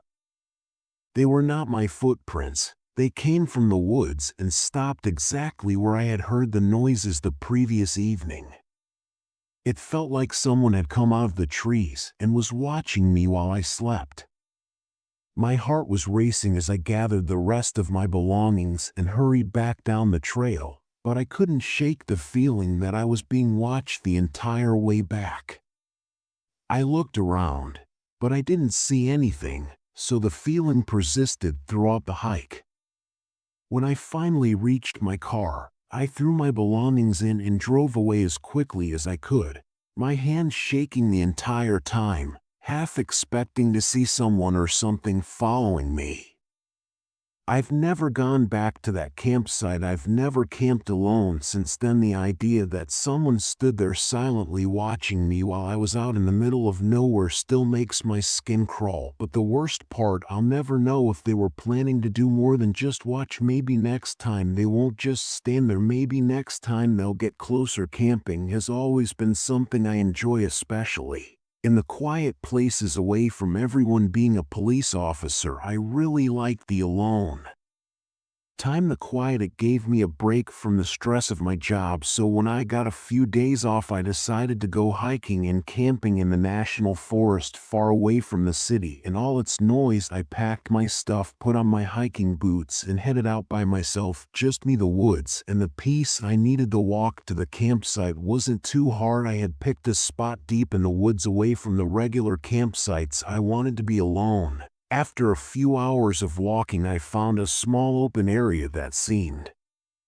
perfect. I set up my tent, gathered some firewood, and got ready for a quiet night. The woods were calm except for the sound of a few animals moving around. That didn't bother me. I had done this plenty of times before, and it always felt safe. As the sun went down, the woods got darker. I started a fire and sat down to eat. The heat from the flames felt good because the air was getting colder. I stared at the fire for a while, letting the crackling would relax me, trying to forget about the stress of work. Felt good to be away from everything. Around midnight, I woke up. I wasn't sure what woke me up, but something did. Maybe the fire had gone out, or maybe it was just too quiet. I lay there in my sleeping bag listening. There was nothing, no wind, no crickets, no animals moving around, just dead silence. I turned over trying to ignore it. It was probably just normal, but then I heard something, a faint sound like something moving outside my tent. It was soft at first, but then I could hear it more clearly. It was like footsteps, slow and careful. I sat up, fully awake now. The hair on my arms stood up as I listened closer. Whatever it was, it didn't seem to care about being quiet anymore. The footsteps were louder now, going around on my tent. It wasn't an animal. These were human footsteps, someone walking slowly, trying not to be heard. My instincts kicked and I grabbed my flashlight, turned it on, and slowly unzipped the tent just enough to look outside. The light cut through the darkness, but I couldn't see anyone. I pointed the flashlight around, checking the trees and the shadows, but there was nothing. I stepped out of the tent holding the flashlight tightly, feeling exposed. I scanned the area again, but everything looked normal. The trees were still, the shadows long, but no sign of anyone. But I couldn't shake the feeling that someone was out there watching. I sat by the fire for the rest of the night, not going back to sleep. I kept the flashlight close, my back to the tent, staring into the darkness. The silence returned, but it wasn't comforting. Couldn't relax. I felt like I wasn't alone, like someone or something was out there just beyond the light of the fire. The next morning, I decided to pack up earlier than I had planned. I didn't feel right staying any longer. As I took down the tent, I saw something that made my stomach drop. Just a few feet from where I had slept were footprints, human footprints, clear in the dirt, circling around my tent. They weren't fresh. Either they'd been there, left by someone who had been watching me all night. I've been in some tough situations at work, but this felt different. This wasn't something I could control. Whoever had been out there creeping around my camp wasn't some criminal I could deal with. I had no idea who they were or what they wanted. I started the hike back, moving faster than usual. Every time I heard the trees rustle or branch snap, I felt my heart race. I couldn't shake the feeling of being watched. The whole way back, I kept looking over my shoulder, but I never saw anything. I just felt it. When I finally got to my car, I threw my gear into the back and got in. I didn't look back at the trail or the woods. I just started driving, wanting to get as far away as possible. Even now, I can't forget that night. I've handled a lot as a cop, but what happened in those woods was something else. It wasn't about catching someone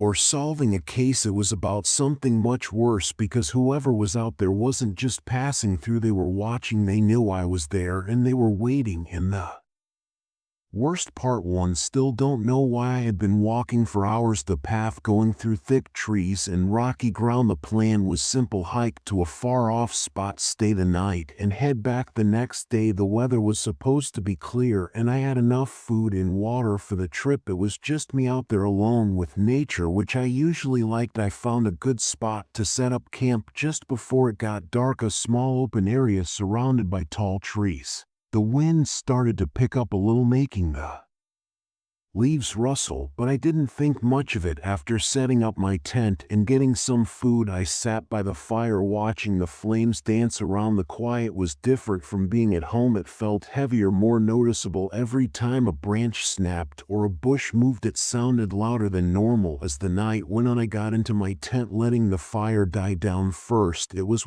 peaceful. I listened to the wind and the trees and slowly started to drift off to sleep, but at some point I woke up. I wasn't sure why. At first my heart was racing, pounding in my chest, but I didn't know what had set me off. I lay there completely still, trying to hear something, anything that might explain the feeling of unease creeping over me. Then I heard it, footsteps, quiet, but definitely there, and they weren't far away either. They were close, way too close. Whoever it was, they were moving around the camp slowly and on purpose. I stayed as still as I could, barely breathing. It wasn't an animal, I knew that right away. The steps were too slow, too heavy for that. I don't know how long I lay there listening. My heart was racing and my hands were starting to sweat. The footsteps would stop for a while, then start again. They moved in a circle around my tent, never going far, like whoever was out there was waiting for something. I thought about unzipping the tent to see what was going on, but fear kept me glued in place. I didn't want to make a sound.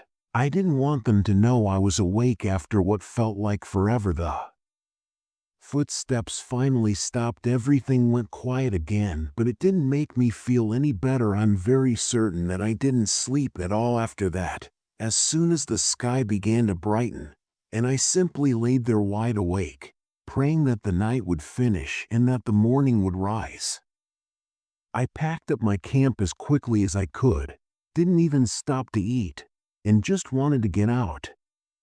As I headed back down the trail, I kept looking over my shoulder, half expecting to see someone following me, but the path was empty. When I finally arrived at the parking lot and saw my car, I let out a breath, not realizing that I had been holding. I never went back to that spot again, and I don't think I'll ever be able to, because something was out there that night, and whatever it wasn't just passing through, it was watching, waiting. A few days later, I went online and looked up reports about the area, and that's when I discovered that someone had gone missing while hiking not far from where I had camped, and no one had ever found them.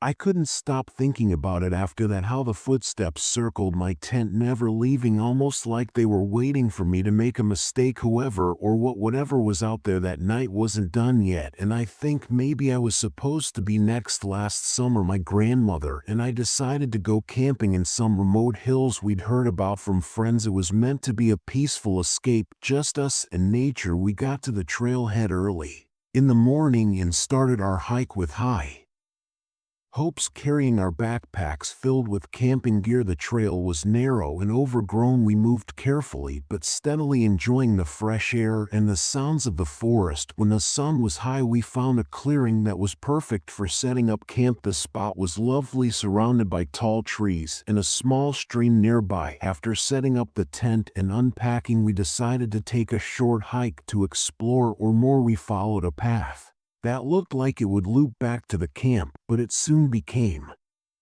unclear and tangled. The forest grew thicker and soon there were no bird songs or the usual forest sounds. It was unusually quiet, but I brushed it off as just being deeper in the woods. We kept walking, but the trail seemed to take us further from the camp. As evening came, the light faded quickly and shadows grew longer.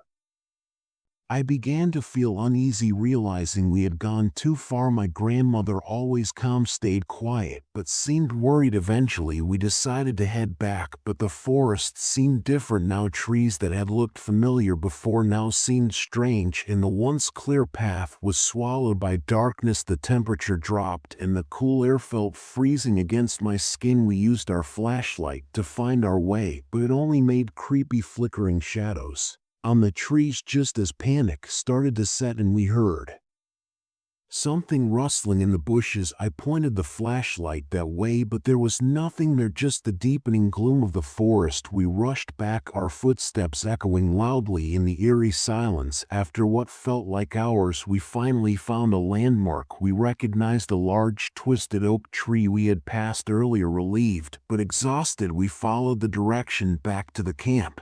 When we reached our campsite, it was completely dark. The area was using quiet, with no sounds of animals or the stream we'd heard before. We decided to stay inside the tent for the night, our nerves frayed from the unsettling experience. The darkness outside felt even more oppressive, and every creak of the tent made us jump. In the middle of the night, I woke up to the sound of something scratching at the tent. I was too scared to move, holding my breath. The scratching continued, then stopped suddenly. I peeked outside with the flashlight, but saw nothing, just the blackness of the forest. The air outside felt colder, and the silence was heavy. We packed up quickly the following morning and headed back to the trailhead.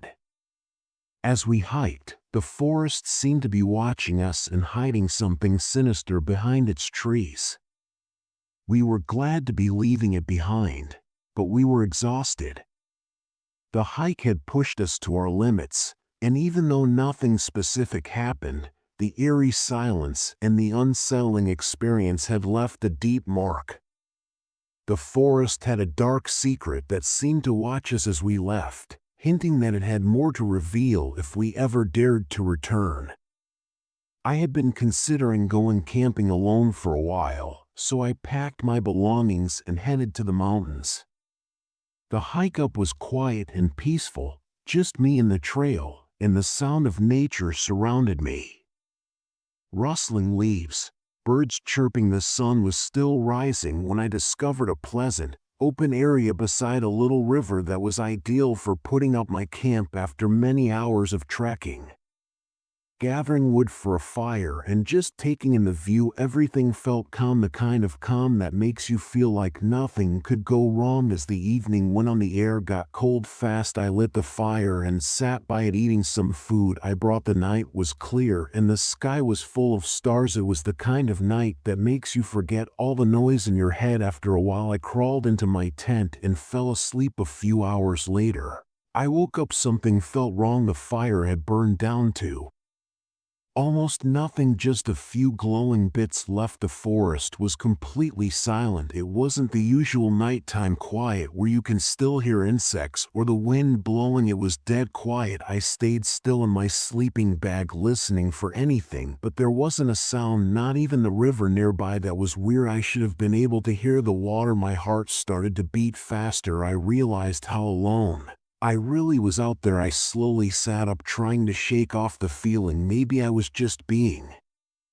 paranoid, but then I heard a deep, heavy thud. It sounded far away at first, like something big moving through the woods. I held my breath, waiting to hear it again, but it didn't come. I told myself I was just hearing things, that it was probably nothing. I laid back down, but I couldn't sleep. After what felt like forever, I heard the noise again. It was closer this time, another heavy thud, like something large walking through the forest. I froze, my whole body stiffening. The sound got louder each step, coming closer to my tent. My heart was pounding in my chest as I listened to the sound stop just outside my tent. I didn't move. I didn't even breathe. Whatever it was huge. I could feel the ground shake slightly with each step it took. The air in the tent felt thick, hard to breathe, like the silence was pressing down on me. My mind raced, trying to figure out what it might be. A bear, a large animal like a DE, or something else entirely, but it didn't sound right.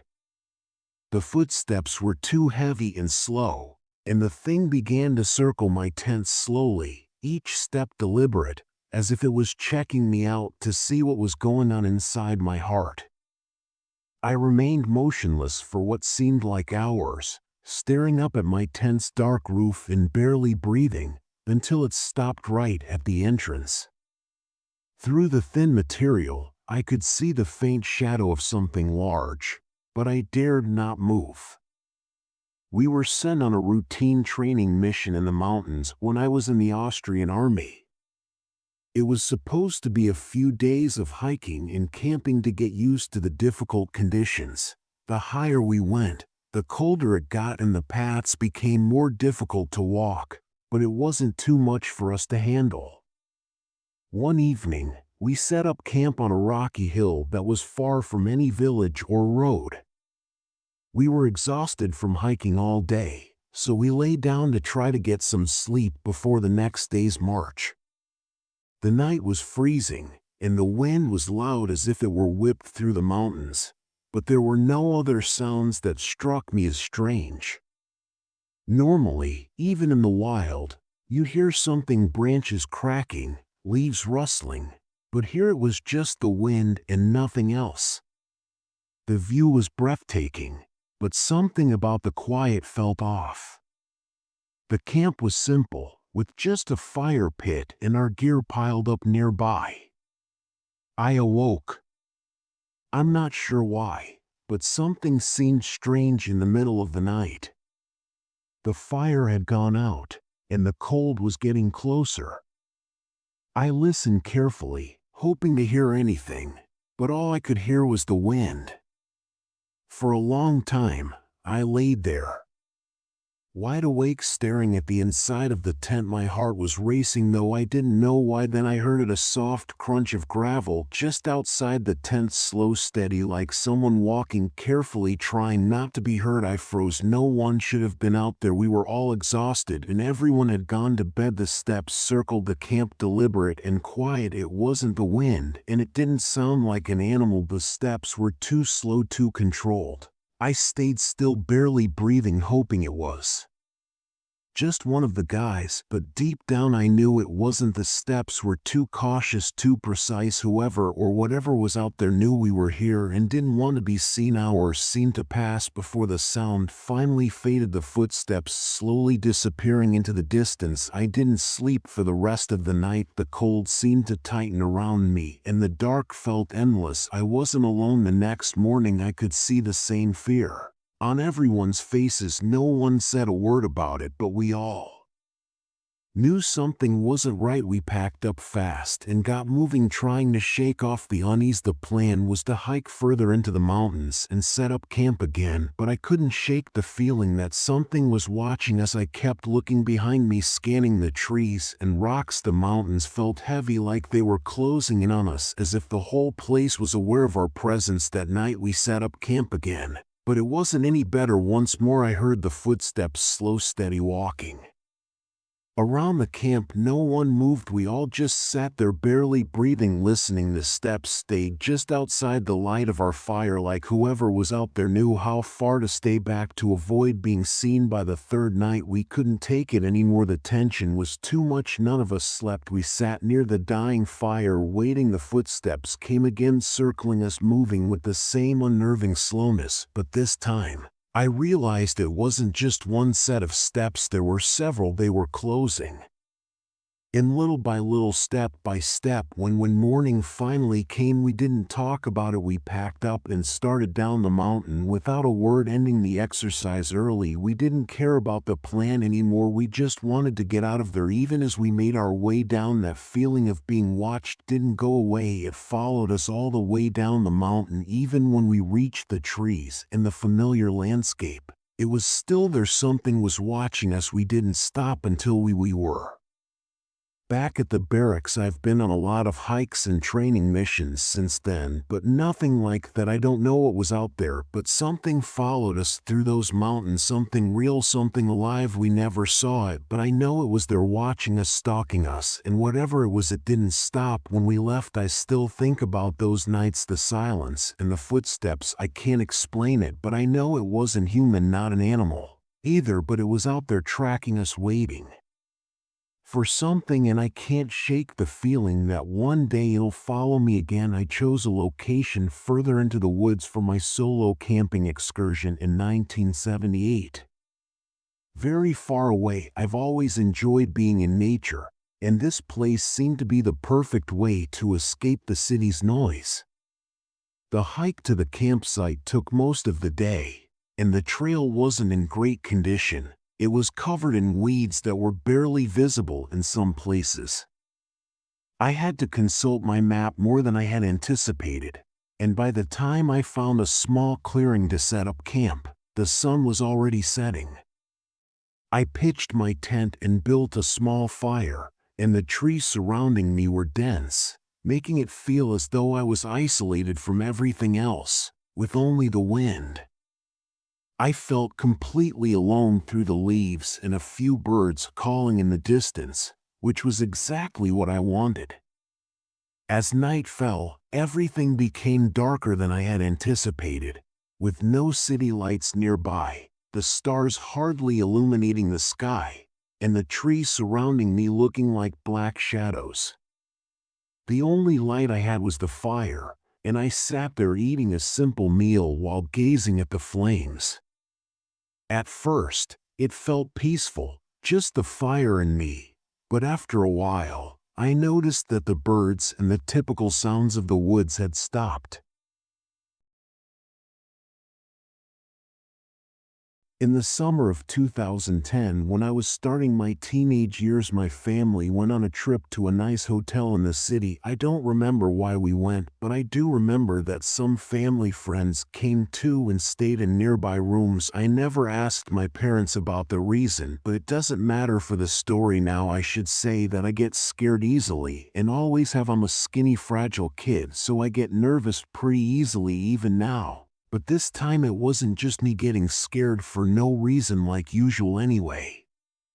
So the hotel had an unusual design, like the lobby was on the 4th floor, not the 1st floor, which felt odd to me. So to get to the lobby you had to take the elevator, and you couldn't reach there using the stairs, which would have been good to know before everything else happened. The hotel was built in a square shape. Each floor had a balcony where you could look down into the lobby and cafe area. This meant that if you were walking to your room, anyone on your floor could see you just by stepping out of their room and looking around. I was always scared I might fall over the balcony and drop 8 floors, but the railing were high enough that I didn't worry too much. The first couple of days were fun. My friends and I played cards all day or watched whatever was on TV, and at night we walked around the hotel halls and told ghost stories. But on the 3rd day, though, things got weird. I woke up to loud screaming outside my door. Because of the hotel's design, sounds from the lobby could echo all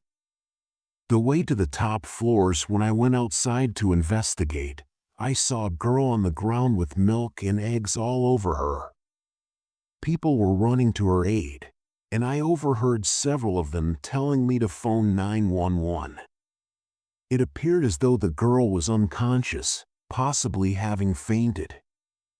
I looked around the lobby and saw my family and a few friends eating breakfast and watching what was happening, so I decided to go down to join them and find out what was going on. Since the elevator was on the opposite side of my floor, I used the stairs near my room, so it wasn't a big deal. I started down looking for the letter L for the lobby or the number 4 on the wall, and after a few more flights I noticed that there was no door for the 4th floor, and no door for the 3rd or 2nd floor either. At this point, I probably should have turned around, but I didn't want to go back up. I noticed some odd side hallways that led to dark areas with pipes and wires, and I felt curious, but I decided not to check them out right away.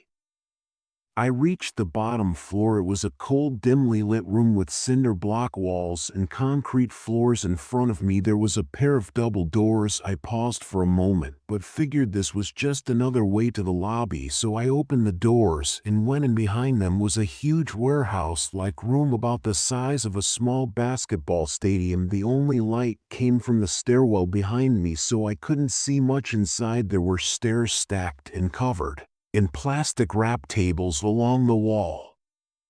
And in the distance I thought I saw boxes piled up against the wall too, so it was probably the hotel's storage room. I looked around and noticed an elevator at the back of the room, so I started walking toward it. I closed the stairwell door behind me and walked through the dim light. The room felt hot and dusty, like no one had been there for a long time. I pressed the up button, but nothing happened.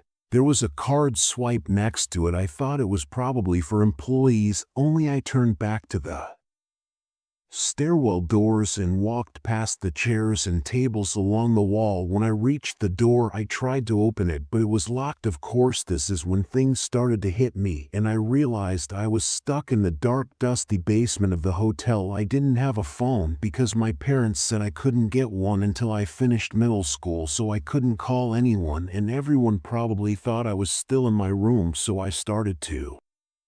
I was afraid that no one would be looking for me. So I looked around the brighter parts of the room first before checking the darker ones. It felt like hours, but then I heard a door creak open. It wasn't the stairwell door, but when I stepped out of the second one, I saw a thin middle-aged man in a lab coat. If I had been 21, I would have been really confused as to why he was wearing a lab coat in a hotel. But I was only 12 or 13 at the time, so I was relieved to see an adult who looked smart. I approached him with tears in my eyes, and he looked surprised to see me, just like you would expect. "What are you doing down here?" "I got lost on my way to the lobby, and I got locked in here." "Do you have a key?" I was shaking, wanting to get out, but he didn't respond about the key. He began to walk toward the stairwell doors, and I followed. When I asked him, "Isn't it right here?" he looked nervous, and even though it was dark, I could see sweat on his forehead and behind his glasses. "No, this way," he said firmly. I continued to follow him, but now I was nervous too. We passed the stairwell door and headed to a darker part of the basement away from the elevators. He seemed unsure of his direction and kept looking around as if he was seeing everything for the first time.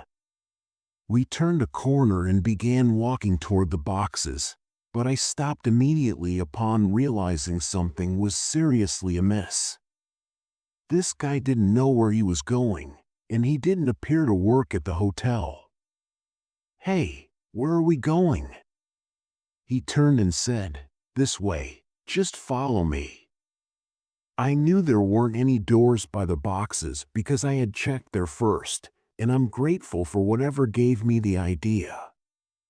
Next, I started screaming as loudly as I could, so loud that I gave myself a headache. The man, who was irritated and covering his ears, yelled back at me, "What are you doing?" "Be quiet," but I can't even recall how long it lasted. Fortunately, the man snapped, and I ran as quickly as I could toward the stairwell doors, hoping they would be open somehow. He didn't run after me. Instead, he just walked behind me, calling me names like stupid and other nice remarks. I was about a few feet from the door when someone suddenly came through. My savior, a hotel janitor who had heard my screaming from the stairwell. The janitor asked me who the man was, and I told him I didn't know. I said the man had come in through the door on the other side of the room and pointed to it. The janitor quickly radioed the front desk, telling them he found a child in the basement. The man in the lab coat started arguing with the janitor, saying he was just looking for a bathroom, but the janitor clearly didn't believe him and kept saying things like, "Wait until security gets here and talk to them." I was standing next to him trying to understand what was happening, completely confused. Finally, an employee from the front desk came and took me back up the steps to the lobby where I met my family. They surprisingly didn't know I was missing. I told them what happened, crying and shaking, and they hugged me tightly, thanking the employee again and again for their help. I never got to thank that janitor. Looking back, I don't know who that guy was or what he was doing in the basement, but I do know that the incident involving the girl in the lobby had nothing to do with low blood sugar. I've probably given that day a lot of thought, and the only explanation I can think of is that the door I discovered in the basement led to the city streets, which is where he must have come from. I'm not sure what his intentions were, why he was wearing a lab coat, or why he pretended to know a way out. In all honesty, this could have just been a major misunderstanding, and I chose a terrible moment to get lost. My best friend Celia began telling me stories about strange things that happened in her home when I was in second grade. She seemed worried, and I could tell something was bothering her. One day, she showed me a small hole in the wall of her unfinished basement. The walls were made of bricks or cinder blocks, and the hole was forming in the mortar between them. Over time, the hole grew larger until we were in 4th or 5th grade, and by that time, we could fit most of our arms inside it.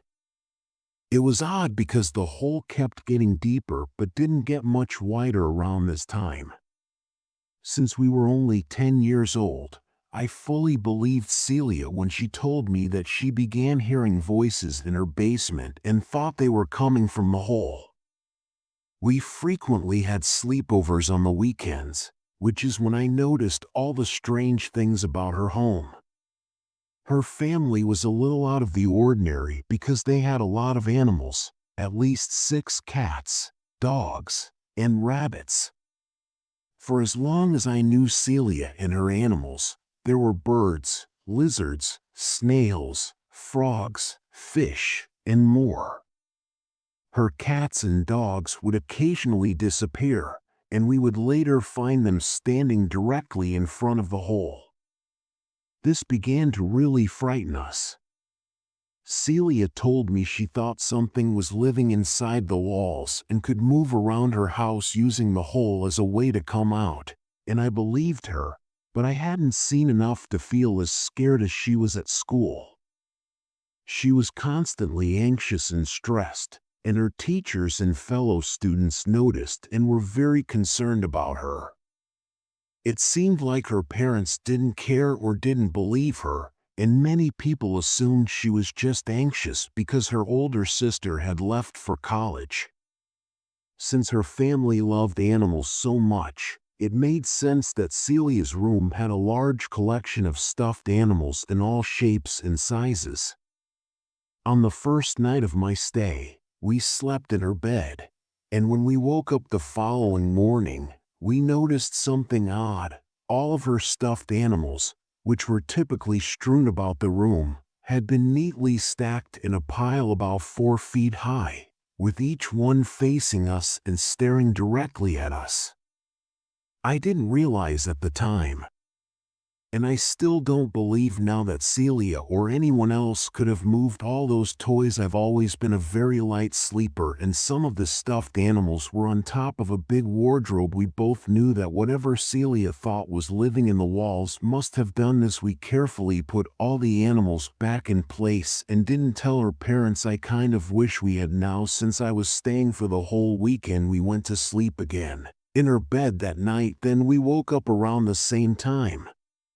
When it was still dark outside, it must have still been night, we heard a very low creaking sound coming from under us. We knew it was the wooden floor under her bed, just like in a horror movie, and maybe because we were only 10, we thought it would be a good idea to lean over the edge of the bed and look under. As soon as we did, we saw and heard one of the floorboards slam back down. We quickly pulled our heads back up, hugged each other, and cried. I have never been so scared in my life. The next morning, I called my parents and asked them to take me home right away. I refused to ever go back to Celia's house because I was too afraid. Things only got worse for her at school and at home. I don't remember if I ever asked her about what was happening in her house again. Maybe I didn't, because I was too scared and we were so young. I only saw Celia twice after that, and it was over 10 years ago. I've never heard from her since, but I've always wondered what happened to her, especially since I know Her family still lives in that house today. After so many years, I still remember those moments clearly, and my theory is that there was a man or a group of people secretly living in the walls of her house watching everything that happened, since I only saw one board move. I don't think that was how they got into the room. They probably had multiple spots to watch us, so they knew when to move around the house. The hole in the wall was their way of listening to what was going on in the basement and spying on us. When no one was in the basement, they could slip out undetected. As for the stuffed animals, I think they must have been moved by someone who was really disturbed or had a twisted KNE to scare us or mess with her. It seemed as though they enjoyed seeing how much fear they could provoke.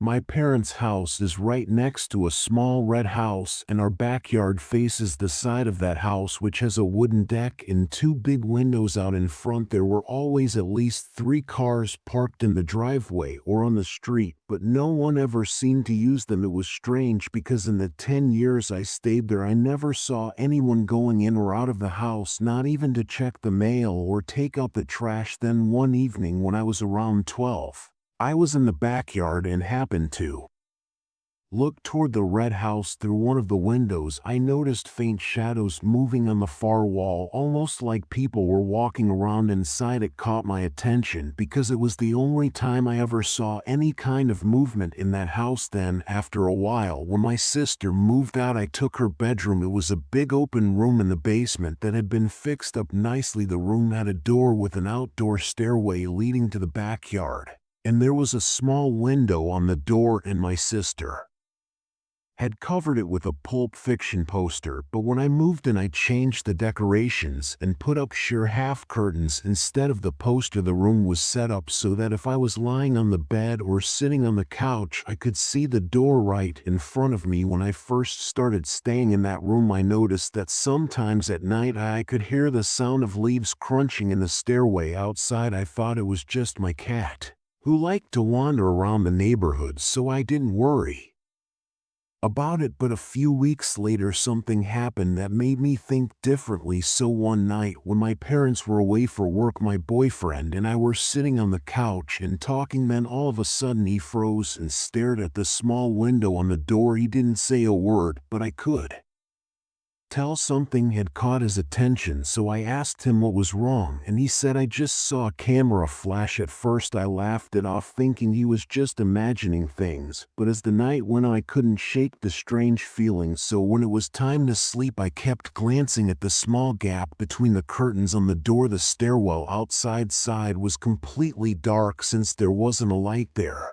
If someone was really standing at the bottom of the stairs watching, I wouldn't have been able to tell. Then around 3 o'clock in the morning, I heard the sound of leaves crunching under heavy boots. For some reason I decided that the best thing to do was to handle it myself, even though I'm only 5 feet 3 inches, and I didn't even bother putting on shoes, and opened the door quickly and looked outside. There was no one in the stairway, so I ran up the stairs into the backyard. That's when I saw him, a man probably in his mid-40s, about 6 feet tall, wearing one of those mechanic jumpsuits. He was just standing there. He was holding an old clunky digital camera that looked like it hadn't been used in years. For a moment neither of us moved. We just stared at each other, frozen. The way he stood there made my skin crawl. It felt like an eternity before I finally found my voice and shouted, "Hey, what are you doing?" My words startled him, and without saying anything he spun around and bolted. He ran straight through my backyard toward the red house and disappeared into the darkness. I stood there shaking, trying to process what had just happened. After that night, I never saw any strange camera flashes or heard the sound of boots in the stairwell again, but the thought still haunts me. How many nights had he been standing there in the shadows, silently watching me? On Valentine's Day of 2016, I took my girlfriend out to a nice restaurant for dinner. After we finished, I drove us to the beach because we always liked taking nighttime walks along the shore. The cool breeze, the sound of the waves, and the quiet surroundings make it feel serene and tranquil, but something about that night felt different. I parked the car in a lot that most people don't use because it's far from the pier, the lighthouse, and other popular spots on the beach. This time, I chose this location because it was Valentine's Day, and we wanted some privacy. We backed the car into a spot so we were facing the long road we had driven on to get to this quiet area. The parking lot was a little lower than the road, with a small slope leading down to it. We were enjoying the quiet night while I told them some scary stories I had read online. We had been there for about half an hour when we noticed a truck's headlights on the road above us. At first, I wasn't concerned because I knew that people frequently sped down that road because there were no places for police to hide. But something about the way this truck was moving felt different. The truck was traveling so fast that it appeared to lift off the ground for a brief moment as it approached the parking lot. I told my girlfriend to duck down in her seat and did the same because I didn't want the driver to see us inside the car. At the same time, I grabbed my keys and prepared them in the ignition in case the truck stopped in front of us. My fiancée was obviously anxious, so I attempted to lighten the situation with a joke since I've seen a lot of terrible movies and read a lot of terrifying tales, and I didn't want us to become the next victims in the Lover's Lane saga. She didn't laugh or even react when I told her that some people were merely rushing to get to their Valentine's Day activities. The truck rushed by us, blowing up dust as it went, and it eventually stopped about 50 yards away close to the point where the sand and pavement met, but something seemed strange. Rather than parking correctly, it abruptly stopped at a strange angle, as if the driver hadn't even attempted to straighten it out. The engine continued to run, and the glow of its brake lights could be seen piercing the night. The Bree men got out of the truck and ran straight toward the water, shouting loudly because it was 9 o'clock at night. After a few minutes, everything fell silent again, and my girlfriend and I began to relax. However, less than 3 minutes later, the men ran back to the truck, jumped in, and drove off, just as quickly as they had arrived. My girlfriend and I decided to leave, and we drove away quietly, still trying to make sense of what had just happened. The following day at work, during lunch, I told one of my coworkers about the strange experience. She pulled out her phone to see if anyone had posted about it online, and to my surprise, she found an article about an encounter at that beach, and it was exactly what I had just described.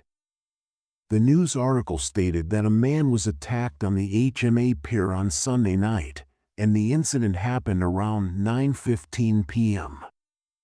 Since the victim was a 20-year-old Oxnard man, it was obvious that the men in the truck were responsible because they fit the description in the article and everything was in order at the time.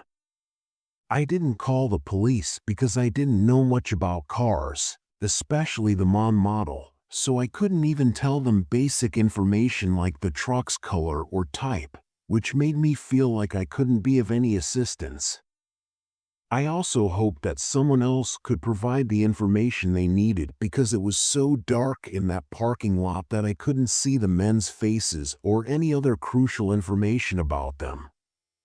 I assumed that they drove to our parking space and fled to the beach in order to remove any evidence that might connect them to the attack.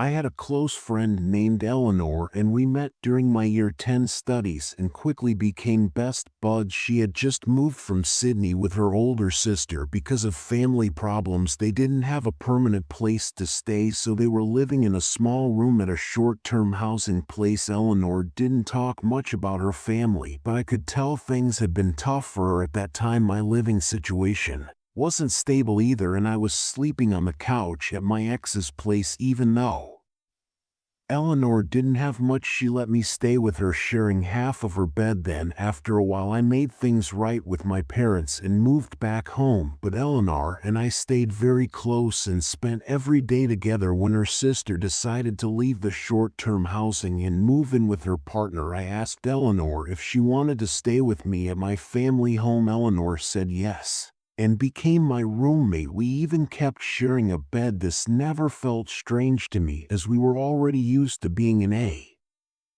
small space at the shared house. Now, during that time, I was in a relationship with a man and had been with him for over a year before meeting Eleanor, but because of some problems we lived separately, so she never had to deal with him being in our room. 2 years later, my relationship with that guy was over, but Eleanor was still a big part of my life. We were even still living together the same way. Then, after a while, it turned out that Eleanor and I liked the same guy, but unfortunately for her, he was interested in me. I thought this might be a problem for our friendship, but she insisted it didn't bother her. She even seemed truly happy that I had found a nice guy. We started dating, and I mostly stayed at his place to avoid awkwardness since I knew Eleanor liked him too, but sometimes he would stay over at our place. When that happened, Eleanor slept in the spare room so we could have the bedroom, and she never seemed to mind. If anything, she became even more attached to me when he wasn't. She even gave me a Valentine's Day ring, which is when things start to get spooky.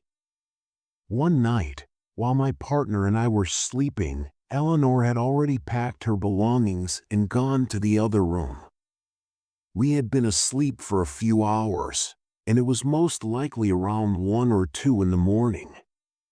The room was completely dark with no light at all. To this day, I don't know what made me wake up, but I'm glad I did. I slowly opened my eyes to the dark room, and for a moment I thought I saw a figure in the darkness. My partner was still asleep, so I grabbed his arm and said, "I think someone's standing by the bed." I turned on the light right away, and he was ready to fight whoever dared to be in the room. To our surprise, when the light came on, we saw Eleanor just standing there. Her only explanation was, "I forgot something." Then she left the room like nothing was strange. She didn't take anything with her. My partner and I were really confused, but our confusion turned into concern when we realized she had just been standing there in silence while we were lying in the dark, wondering if someone was in the room. Then the fear of how long she had been there and what she had done while we were asleep started to worry us. We barely slept that night, waiting for the next day to get more answers, but when the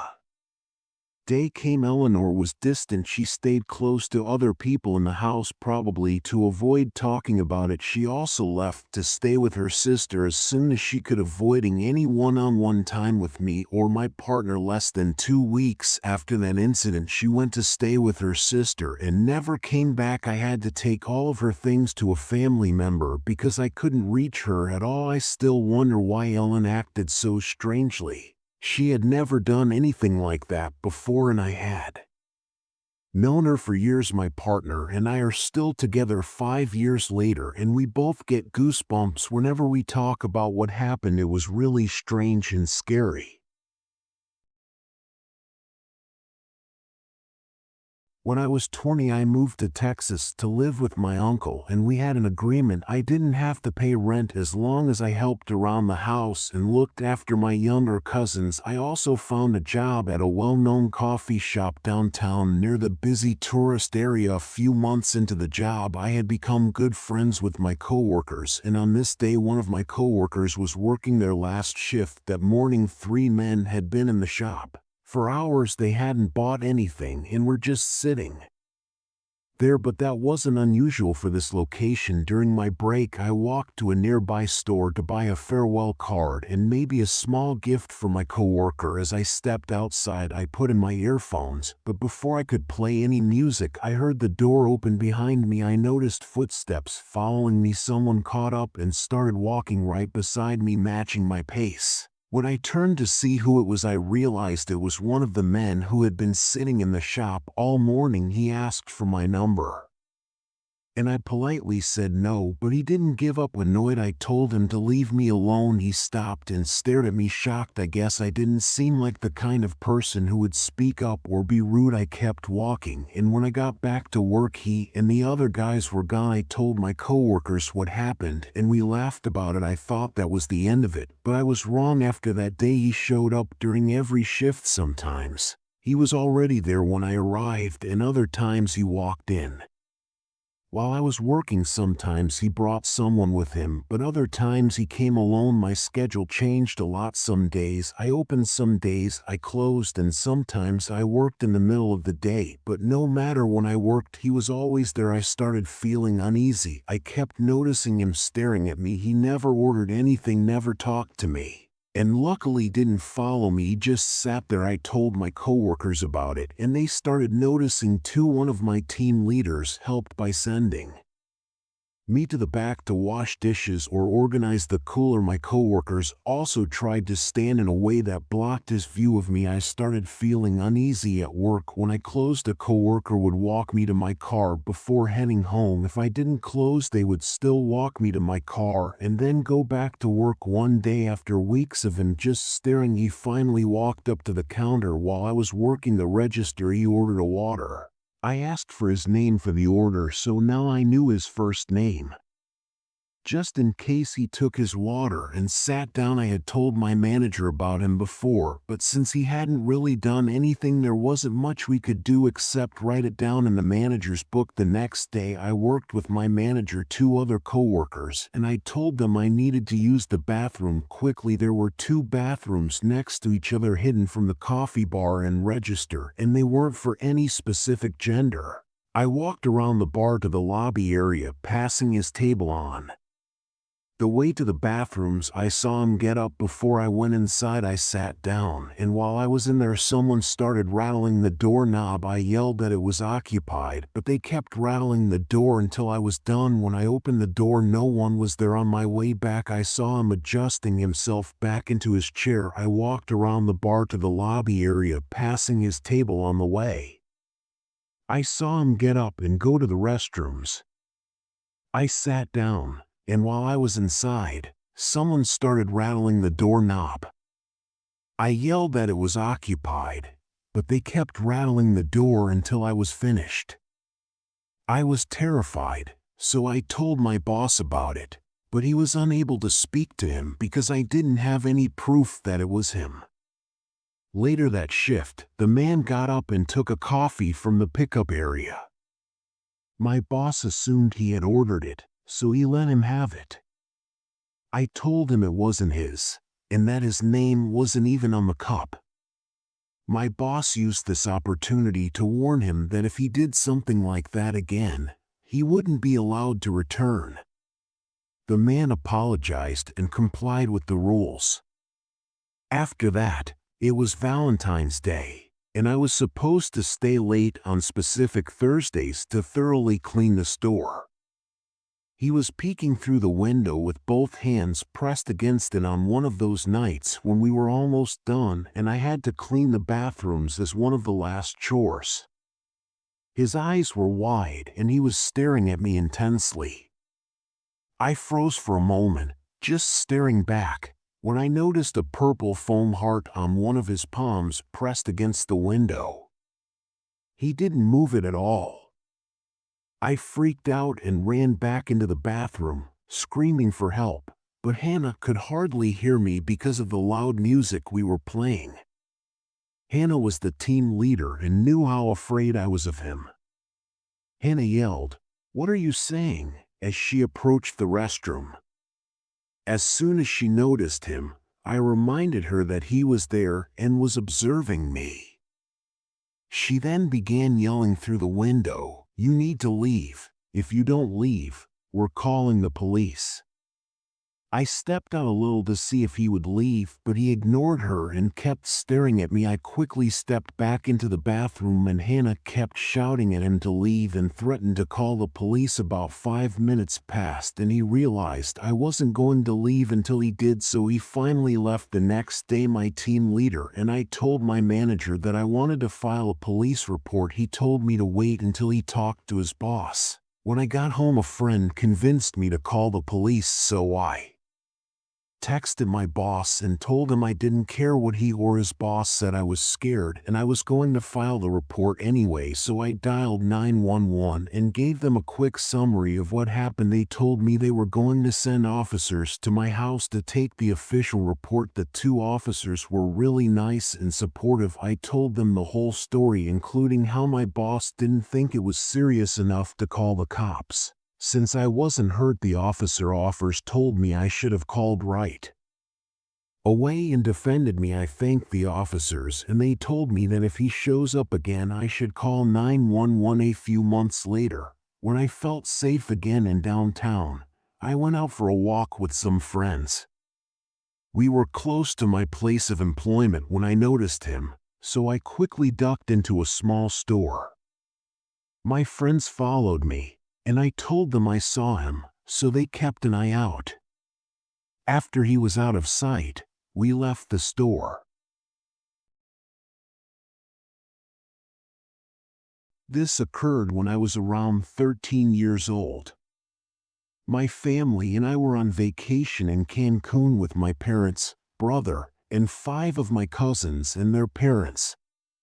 During the day, we did our own things, but at night, we all gathered at the resort for dinner. On Valentine's Day, one of the adults stayed at the buffet to chat, while the children spent the rest of the evening by the pool. I left my candy in the hotel room where my family was staying. After dinner, I was hanging out with my brother and cousins by the pool. 2 of my cousins decided to return to their room to get their candy, and I thought it would be entertaining to join them. Their room was just next door to ours on the same floor of the hotel. The hallway was quiet and we all walked together, but one of my cousins needed to use the bathroom, so I waited for them outside in the hallway. While I was waiting, I saw a man walking up and down the hallway. He was tall, or at least he seemed tall, as I was a short 13-year-old. He was bald and might have had some facial hair, but I'm not sure. He was wearing a shirt that looked like one my dad has from the band the Eagles. It was gold and white, or maybe gold and black, but I don't remember it clearly. He kept walking up and down the long hallway of the hotel, pacing back and forth. I was standing near the door waiting for my cousin on his 3rd lap. He said hi to me as he passed by and I just nodded back, feeling a bit weird. He didn't stop, just kept walking like it was normal. On his 4th lap, I noticed from a good distance that he was holding a drink in his hand. It looked like a beer or something like that. I swiped my key card to unlock the door and was about to step inside my room when I turned around and saw him standing right behind me. I had only taken a couple of steps into the room and my hand was already on the door handle to close it. He was standing so close that if I shut the door I would have been stuck in the room with him. He wasn't fully inside, but he was close enough to make me feel trapped. My heart was pounding so hard I could barely hear anything, but somehow I managed to ask in a calm voice, "What are you doing?" Even though I sounded calm, I was terrified inside. He just stared at me. I felt frozen for a moment, but then I quickly decided to shut the door. As soon as I pushed, I felt him press back, trying to keep it open. I didn't say a word, and neither did he. I leaned my body weight against it, not stopping. Even when I heard the door lock automatically, I stayed there for a few moments, still pressing against the door, making sure he couldn't get in. I stayed calm and called my mom, trying not to cry even though I really wanted to. While all of this was happening, my cousins were still in the other room. After I shut the door, they came out and thought I went downstairs to the lobby to wait for them. A lot of other things happened with my dad and his cousin trying to find the man, but I stayed in the room waiting for my mom. It's a more complicated story than I'm sharing, but I'm only telling my part. About 15 minutes later, while everything else was going on and my family was in the lobby all worried about me, the man was eventually taken downstairs by hotel security, who immediately began questioning him. As for the background, the man had actually stolen a walkie-talkie from the hotel security. When my parents arrived, the man was still standing there, and my mom was telling me everything while we were in the lobby. My dad then approached the man who was still being questioned by security and asked, "Did you go into my child's room?" The man simply stared at him and didn't respond, and without saying anything more, he turned to the security guard and instructed them to handle the situation. The man was eventually escorted out of the building, and my parents remained near me to make sure I was okay before we returned to our room.